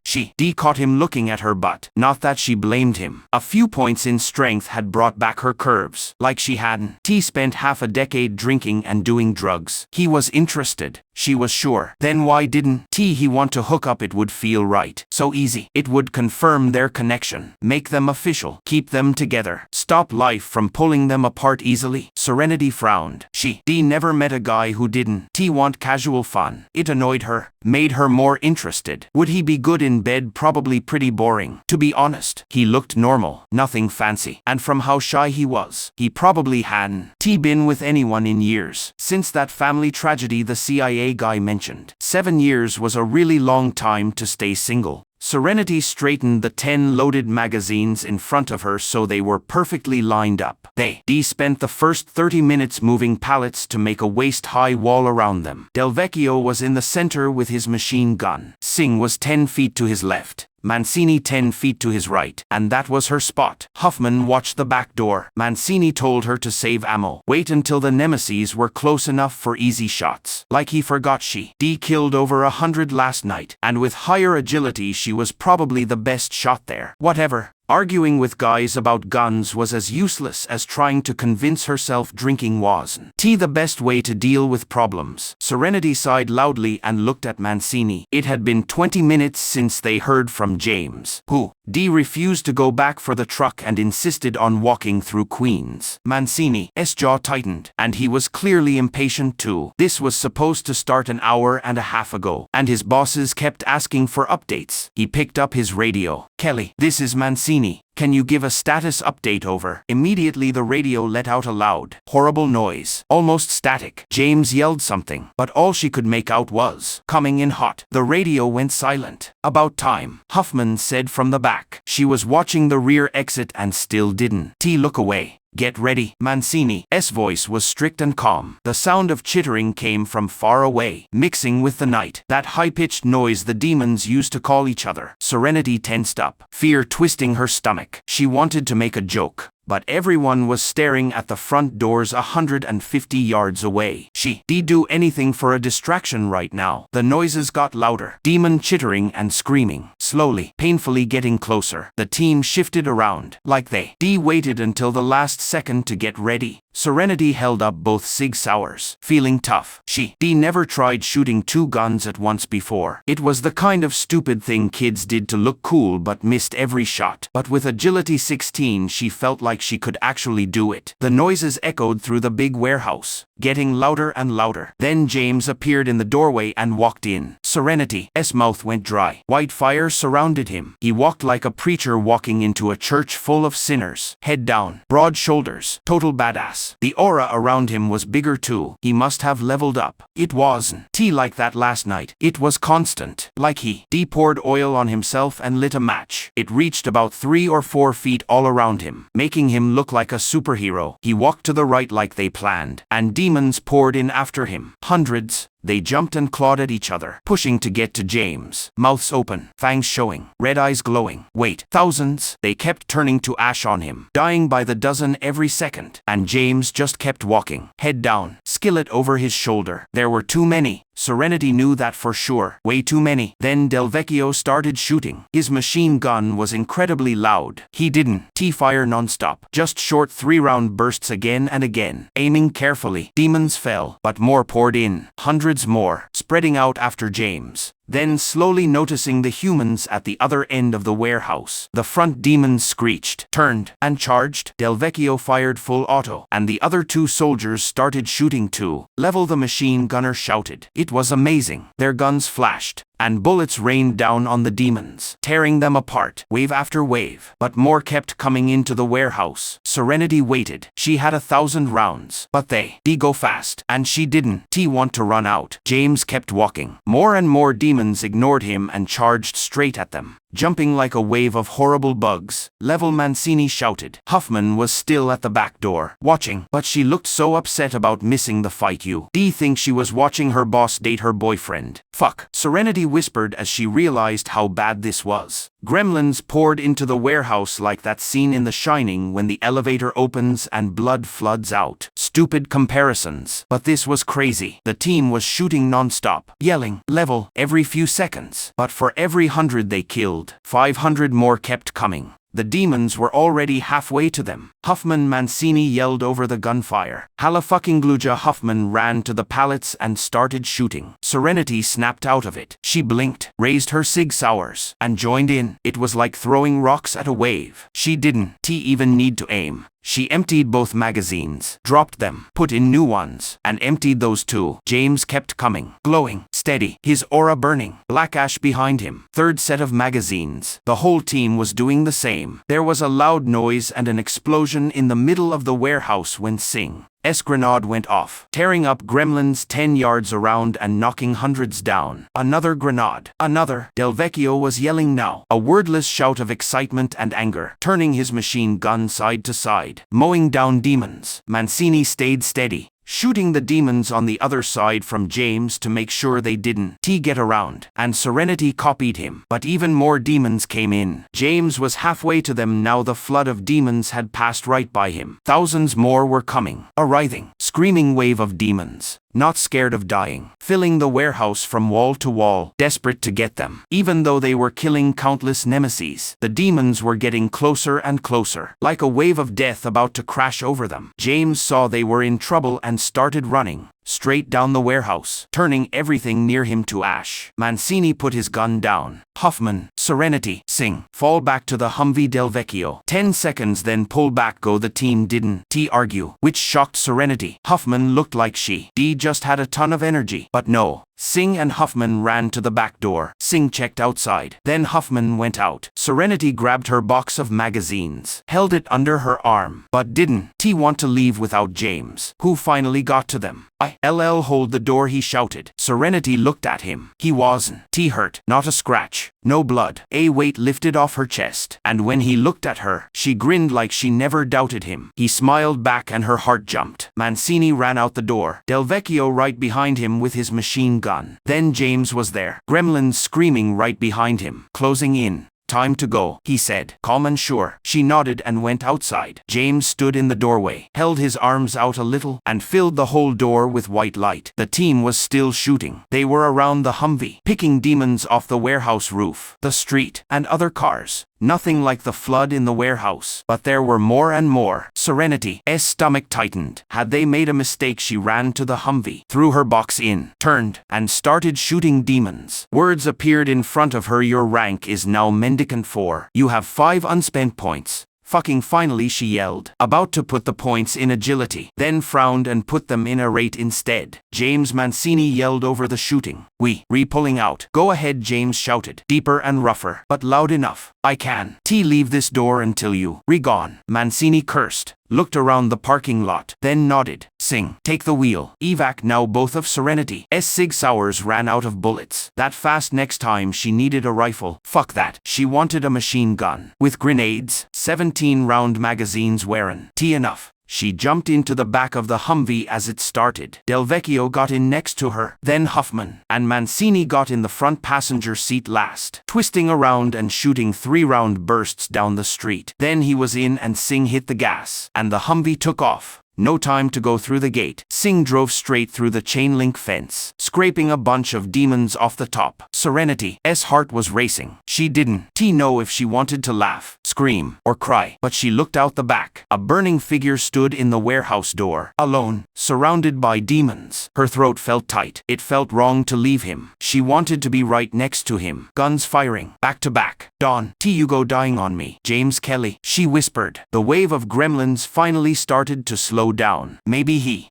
drawn in, all of them within the chittering range, and they're just wearing enough left to attack. How far did the chittering reach? 5 blocks, 10 either way. The last gremlins stopped attacking him. They hung back, annoyed, slinking into the dark to find easier targets. They were stupid enough to kill themselves, but eventually they learned to stay away from his aura. James hadn't been touched at all, but he felt exhausted. Mancini had radioed shortly after they left that they circle and wait for his signal to pick him up. And as James walked across the parking lot, he turned on the radio. Mancini, this is Kelly. Clear for pickup. Over. Kelly, this is Mancini. Location over. Same spot. Parking lot behind the warehouse. I am moving to the street to make it easier. Kelly, this is Mancini.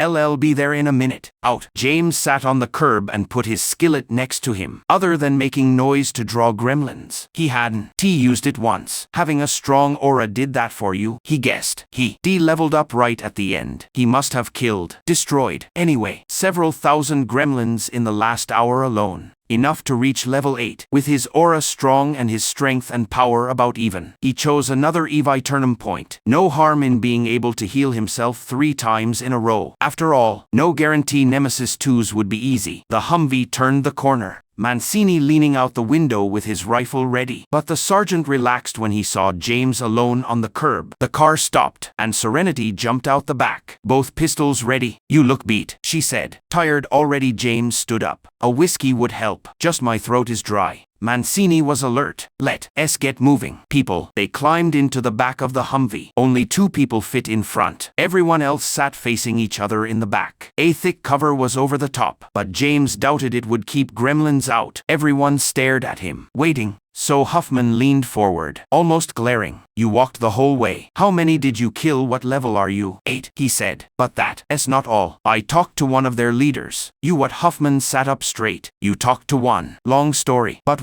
hey. Mancini. Huffman moved to the back window of the cab. Kelly talked to the enemy. Great, James muttered. Serenity was looking at him confused, obviously wanting to talk alone. The Humvee stopped, and Mancini's face appeared in the window. Kelly, you spoke to a Nemesis. No, one of their bosses. A monitor. You got information, James thought, then nodded slowly. He could tell where this was going, and he felt tired. Yeah, I got information. Mancini leaned back, and James heard him call someone on the radio. Singh started driving again. No one spoke as they listened. Then Mancini confirmed something and looked back. Major Hackworth wants to talk to you now. Going to the emergency management building. What? Huffman stared at Mancini. Why, this is army information. We should talk to him first, then everyone else. Not our call, Mancini said simply. Not overseas. In the city. We have to work with other agencies right away. Great, Serenity said, slouching. What are the chances they have good whiskey? Or even bad whiskey? James said with a smile. Delvecchio nodded at him. What did you get with all your new points? You keep putting points into a rate. No, James said carefully. Things got interesting at level 5. And he told them about the benediction, the 3 choices, Eviternum points, and everything he remembered. Hell yeah, you picked Smite, Huffman said, nodding approvingly. The best defense is a good offense. And we won. Win this war without destroying some Nemesis stuff. Eloquent, Delvecchio said with a grin, then pretended to back away when Huffman raised her fist. Mercy Dawn. Hurt my good arm. Huff. Or I can. Wipe myself later. Idiot. Serenity leaned closer. Seriously, you. Level 8. Her voice was quiet. Nervous. Yeah. Several thousand gremlins threw themselves at me. Wow. But she didn't. Sound happy. What's wrong? Nothing. She looked out the back at Queens turning into Brooklyn. Come on. He nudged her elbow. Not keeping secrets. Are we? She glared at him. You. Want to talk. James paused, surprised by her sharp tone. Then she pressed her hand to her forehead and winced. Sorry, ignore that. I am just. She spoke even quieter. We had this good thing going. You know Bonnie and Clyde. That's how I thought of us. But everything happened so fast back there. I only got about 100 shots off. Just enough to hit level 4. I put them in a rate. You. Be proud. Smart move. Yeah, well, level 4 is nothing next to 8. She looked away again, shoulders slumping. I am just. Fuck. I hate talking about my feelings. Makes me feel weak. Hey, he bumped her shoulder. Bonnie and Clyde sounds good to me. You'll catch up fast. Yeah, she sighed, upset, and looked at her guns. But Sig Sauers are nothing compared to your aura. I am gonna have to hunt demons on my own to keep up. Her eyes got shiny, like she was about to cry. James looked at her for a second, unsure, then decided to give her space. On the streets, you learn that fast. Life was hard. You Don. T helped people by hiding them from their pain. Hell, no one did that for him. And he would. VE laughed if they tried. So he just sat next to her, hoping she felt better with him there. Level 6 Huffman said in shock. How many points do you have? You idiot. Shit, let me count. Delvecchio said, pretending to think hard. 1, 2, 3, 4. Fuck. I ran out of fingers. This ISN. T-fair. Huffman leaned back. Why did I get stuck watching the back while you got to shoot with a machine gun? I mean, I am the best looking. Delvecchio laughed and moved away when Huffman glared. What, you want to carry my gun all day? You know I could. I know. But that's just how it went. What level did you get? 4. That's awesome. What are you complaining about? The team had agreed earlier not to spend points unless their lives depended on it. The military wanted to figure out the best way to level up and test ideas. They went quiet, and 10 minutes later they arrived at the Nisam building in downtown Brooklyn. The place was lit up by big lights, and there was even more activity than last time. Reporters were still there with their vans on the edge, but security was everywhere, and they couldn't get near the parking lot. Mancini was waved through. They parked the Humvee over 2 regular spots at the back of the lot, then walked together. Guns ready? Serenity hesitated with her SIGs, then decided to carry one in each hand with 2 extra magazines on her belt. James brought his skillet. It was starting to feel like a lucky charm. They went inside, went through security, gave up their guns, then met a tired assistant who took them to the 4th floor, a big meeting room. Outside, a group of tired assistants talked on phones or typed on tablets. Everyone moved out of their way, and eyes widened when they recognized James. Famous sellout, Serenity said, joking like usual. James just shook his head. The assistant opened the double doors to the biggest room they'd seen. A long table in the middle, big enough for 40 people, every seat taken, and a wall of screens on one side with just as many people watching from who knows where. James saw some familiar faces. The mayor of NYC, sitting at the head with 2 laptops. 3 assistants right behind him, doing a million things at once. A few seats down was Deputy Commissioner Mack. And on the other side the CIA guy, Iverness. He saw the FEMA woman, the NYPD captain, Xianxia, and Major Hackworth near the bottom. But there were many more people, most in fancy military uniforms or looking really important and serious from having power and respect every day. James swallowed as every eye turned to him, feeling like a butterfly pinned to a board. It didn't help when he saw Jessica Miles standing against the wall, hair a little messy, pencil between her teeth, texting. The talking stopped. People put away phones and tablets, and the people on the screens turned to watch. Shit, Mr. Kelly. Mayor Lou stood and pointed to an empty chair at the end. I wish we could. VE met earlier. I am Mayor Lou. In this room are some of the most important people in our disaster response team. Introducing everyone would take too long. So let's just say we have. He turned to the screens as a gray-haired man with a strict face sat down. The honor of having the U.S. Secretary of Defense with us. Good evening, sir. The Secretary of Defense just waved, too tired to give a speech. Also here is Mr. Patel, Deputy National Security Advisor, and General Ruiz from the Joint Chiefs of Staff. Everyone nodded politely, but I think we done with formalities. Major Hackworth said you made contact and spoke with one of the enemy. Is that correct? An assistant pulled out a chair for James. His throat felt tight. He sat down and put his hands on the table. Big mistake. His hands showed 7 years on the streets. Big and rough. Dirty nails. Knuckles covered in dirt that showers couldn't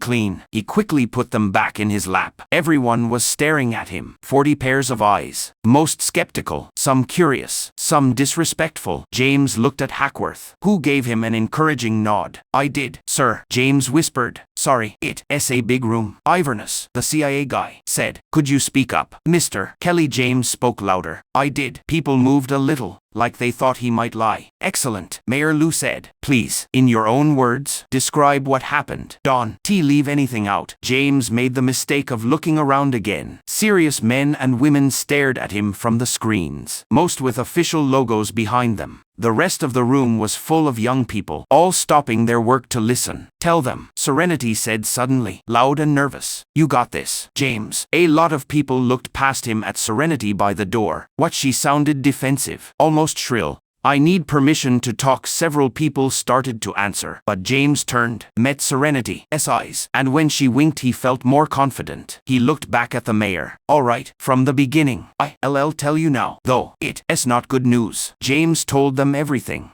D never had an audience so focused. D had times before when he told a good story, usually with a belly full of wine and other street guys around a fire. This felt as comfortable as sitting in a chair meant to shame homeless people. It didn't help that every few words he got interrupted with questions. Still, he did his best until he got to the monitor showing up. Came down to the street.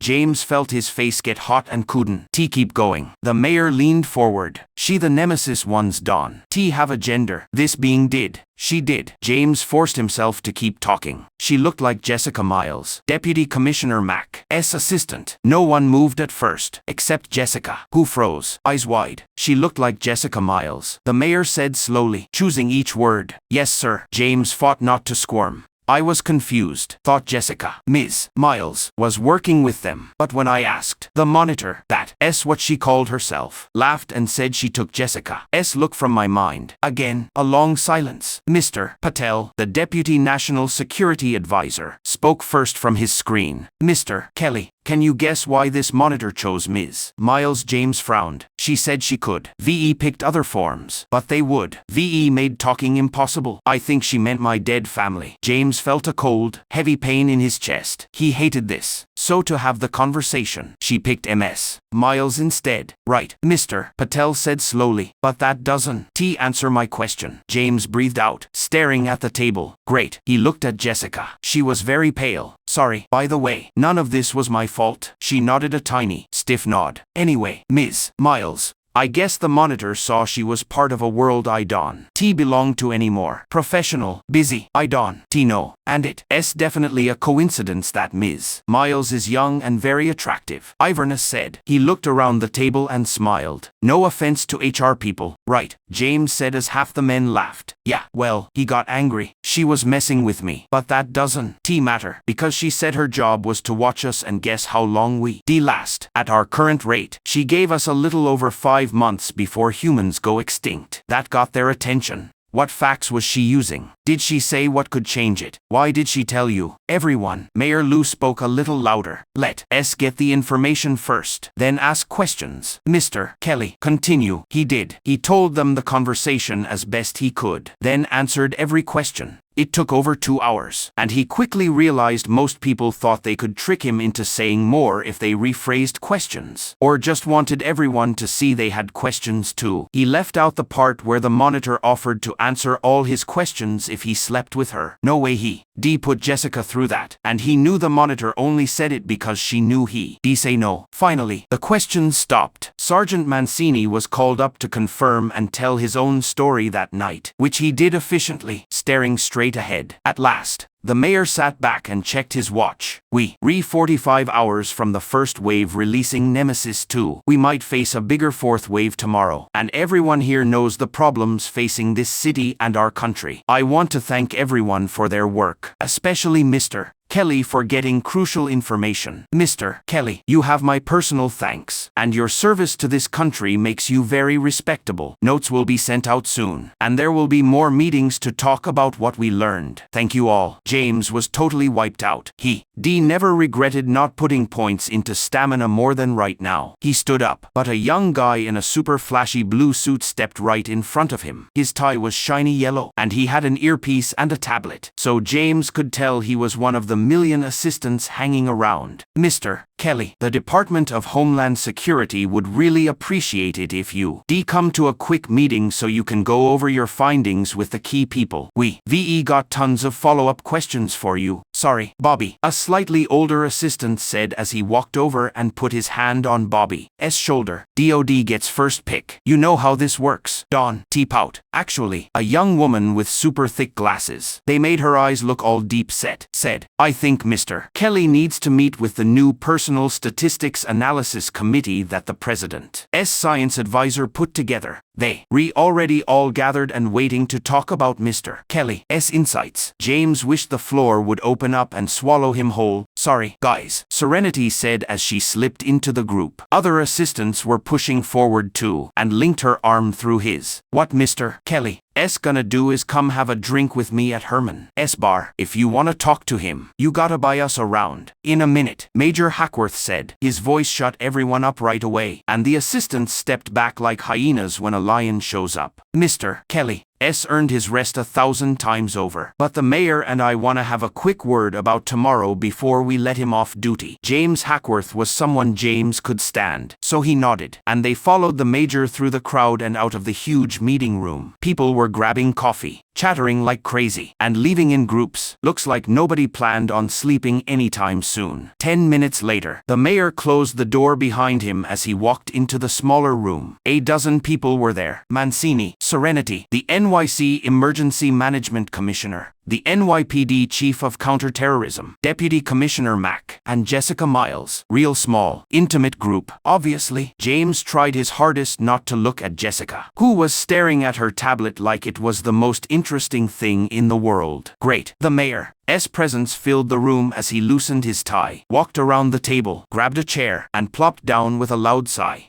I'll try to make this quick. I still got 4 meetings before I can take a nap. And I know you, all just as busy. Major Hackworth, what do you think? I want to keep my fire team with James, sir, Hackworth said. Out of all of them, he was the only one who still looked fresh. His hair was combed neat. His uniform was crisp. They've already gotten so much out of working with him, and I think it's in everyone's best interest to keep Kelly alive and safe. Though that said, he clearly doesn't need much help with that part. James managed a tight, grateful smile. At least Hackworth was trying to be nice. Great. I was gonna suggest a police detail if you changed your mind. But let's keep it simple. Sergeant, have your men spent their points yet? Not yet, sir, Mancini said stiffly. We're waiting for orders on how to use them best. We've got some of our best strategists working on the best ways to use the stats, Mancini said. But the system is so simple, and there are so many unknowns. It's driving them nuts. The known unknowns and unknown unknowns. Like Rumsfeld once said. The mayor agreed. Keep me updated. Mr. Kelly, you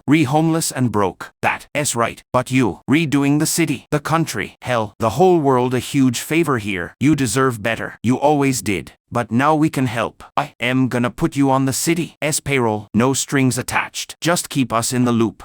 VE set aside a budget and made an entire department for people like you. Dental, 401k, the whole shebang. The mayor smiled at his own joke. We don't have a department head yet, but it's coming together. There are other people like me. Yeah, there are. Things are changing so fast I can't keep up. But we made a database to track our highest level citizens. You said the monitor claimed there are 748 nexuses in the city. James nodded. Well, we already have several hundred names registered as having reached level 6, and another 50 or so at level 7. Who knows how many have leveled up since then? Fuck. This reminds me of my World of Warcraft days. You ever play, Mr. Kelly? No, I got a holy paladin up to 50 back in the day. Awesome DPS. But anyway, he pinched the bridge of his nose. God, I am tired. So, like I was saying, the Department of Ranking Citizens, what we recalling it, is growing like crazy. But New York City is actually behind. We have less than 20 gun ownership. Atlanta, SA war zone. And Huntsville in Alabama is making waves with their Liberty League. The whole South seems like they've been waiting for this. You heard of the guy who calls himself the Demon Killer in Houston? No, he made a YouTube channel teaching people how to run trawling convoys like yours, but bigger. 4 trucks, guys kneeling on the flatbeds, each covering a different direction, driving at what he says is the best speed. Was it 15 miles an hour anyway? As a city, we're behind, but I think you're the only level 8 VE heard of in the US. The counterterrorism chief spoke up. China's supposed to have a level 15. Saying he a Shaolin monk. Who knows? The emergency management commissioner nodded. It took everyone about 2 days to realize what's going on and adapt. Now humanity is taking back control. The US is in the best position, though. We have the biggest military and the highest gun ownership. Places like Taiwan, Indonesia, Japan, Poland, hell, most of Africa. Let's be real. They refucked. Their no-gun policies are coming back to bite them hard. The point is, we want you on the payroll. LL give you keys to an apartment if you want, and make you the spokesperson for the Department of Ranking Citizens. Our agencies are putting out so much info that people aren't even hearing about the department. We want you to make one of your TikTok videos. Why the mayor blinked at him. So we know who leveled up. Yeah, I get that. Why do we need to know? The mayor looked confused for a second. Because we need intel, Mr. Kelly. The kind of stuff you just told us. The emergency manager commissioner leaned forward. And because we don't know what Nemesis 2 will look like. If we can handle them, we might need to call our highest level fighters. We want you to form a military unit, but under your command, James said. We're still figuring out the details. Look, the most important thing is we want you to have some cash on hand, a place to stay, and be ready to fight if we need you. The mayor smiled. We're just trying to say thanks for what you've done. James looked at Serenity, who shrugged and nodded. Fine, James said. I want to know more about this department before I start promoting it online. No problem. Jessica will keep you updated on what's happening. Right. We decided to assign Jessica to work with you as your assistant moving forward. James froze. What Jessica said. The EM commissioner frowned, looking serious. The monitor chose her appearance. We might be grasping at straws, but right now we can pass up even the smallest advantages. Jessica means something to this monitor now. She's part of this. We want you two to work together and see if you can figure out more of what's going on. James glanced at Jessica. She looked like a deer caught in headlights. I don't need an assistant. Think of her as a liaison. The mayor said smoothly. Things are changing by the hour, and having someone with you who's connected and can keep us in the loop will help everyone. Jessica, LL email you the paperwork. For now, can you swing by City Hall and pick up James' new debit card and keys? I think Mary already sent you the email with the info.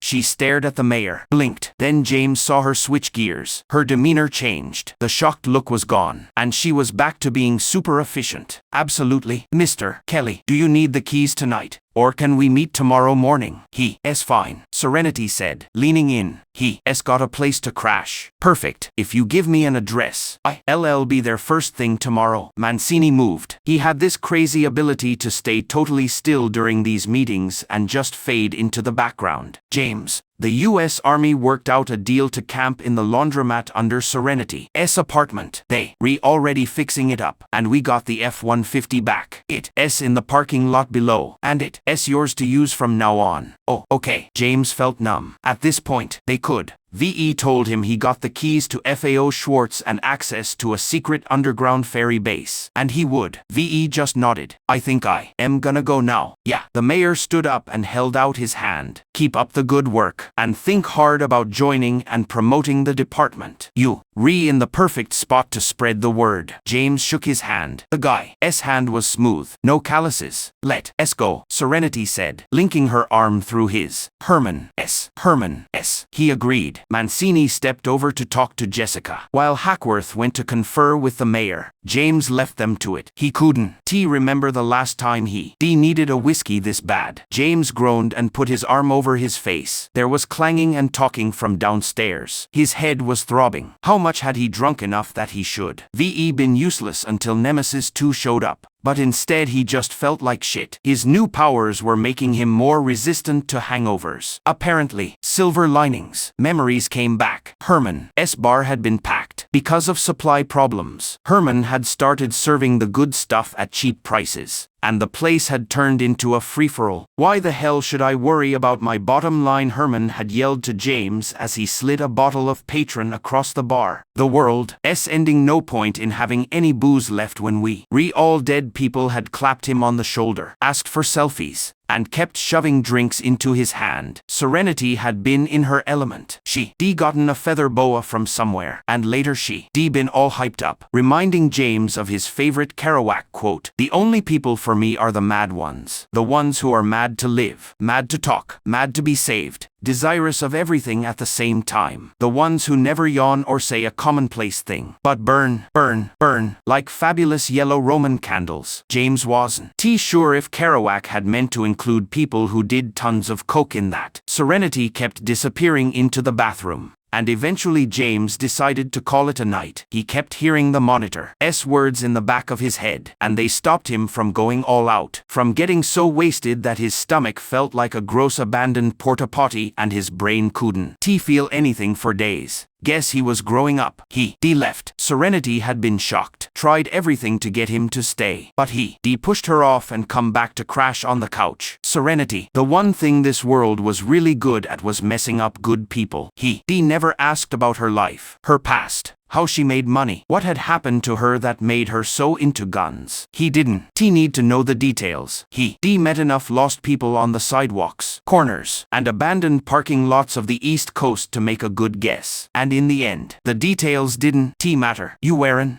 what happened to you. You weren't your mistakes. You were who you showed up as today, who you chose to be, sink or swim. Everyone was doing their best, even the most self-destructive people he met. Sometimes, when life had fucked you over so bad and you made so many mistakes, the only thing you could do was self-destruct. So he didn't judge. He felt sorry for her, felt regret, sadness, but also a growing feeling that he had to be careful. Life had messed her up, sure, but he didn't want their friendship to go bad. Under all her strength and sharp wit, there was a lot of insecurity, pain, and need. If he wasn't careful, their relationship could get toxic. But he had no idea how to fix it right now. Maybe he should get his own place. Boundaries worked for toddlers and cokeheads alike. An old memory popped up. His twin little girls at 3. Finally figuring out they didn't always want the same thing and getting mad when the other said no. James had sat each one on his lap by the big bay window, the sun coming in, and James groaned and sat up. He folded that memory up, pushed it down deep, and locked it away. He got out of the shower and heard voices from the sidewalk. Serenity wasn't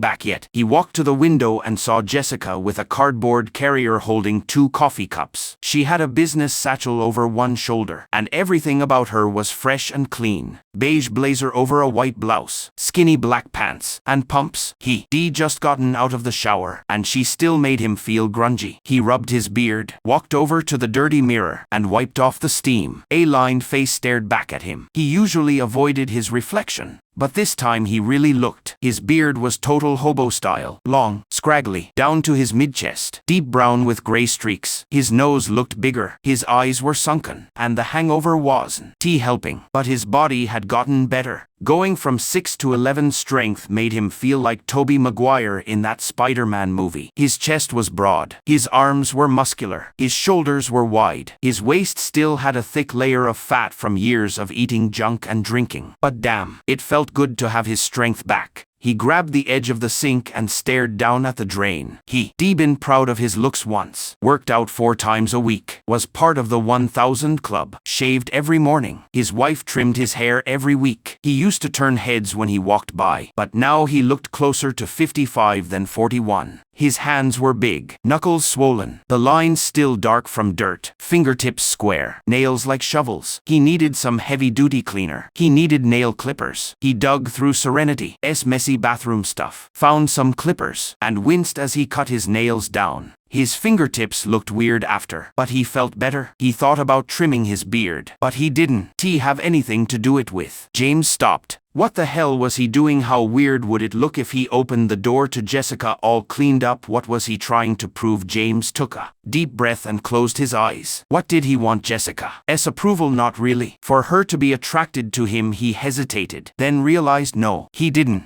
want that either. This wasn't about Jessica, the real person downstairs talking to Mancini. It was about what she represented to him.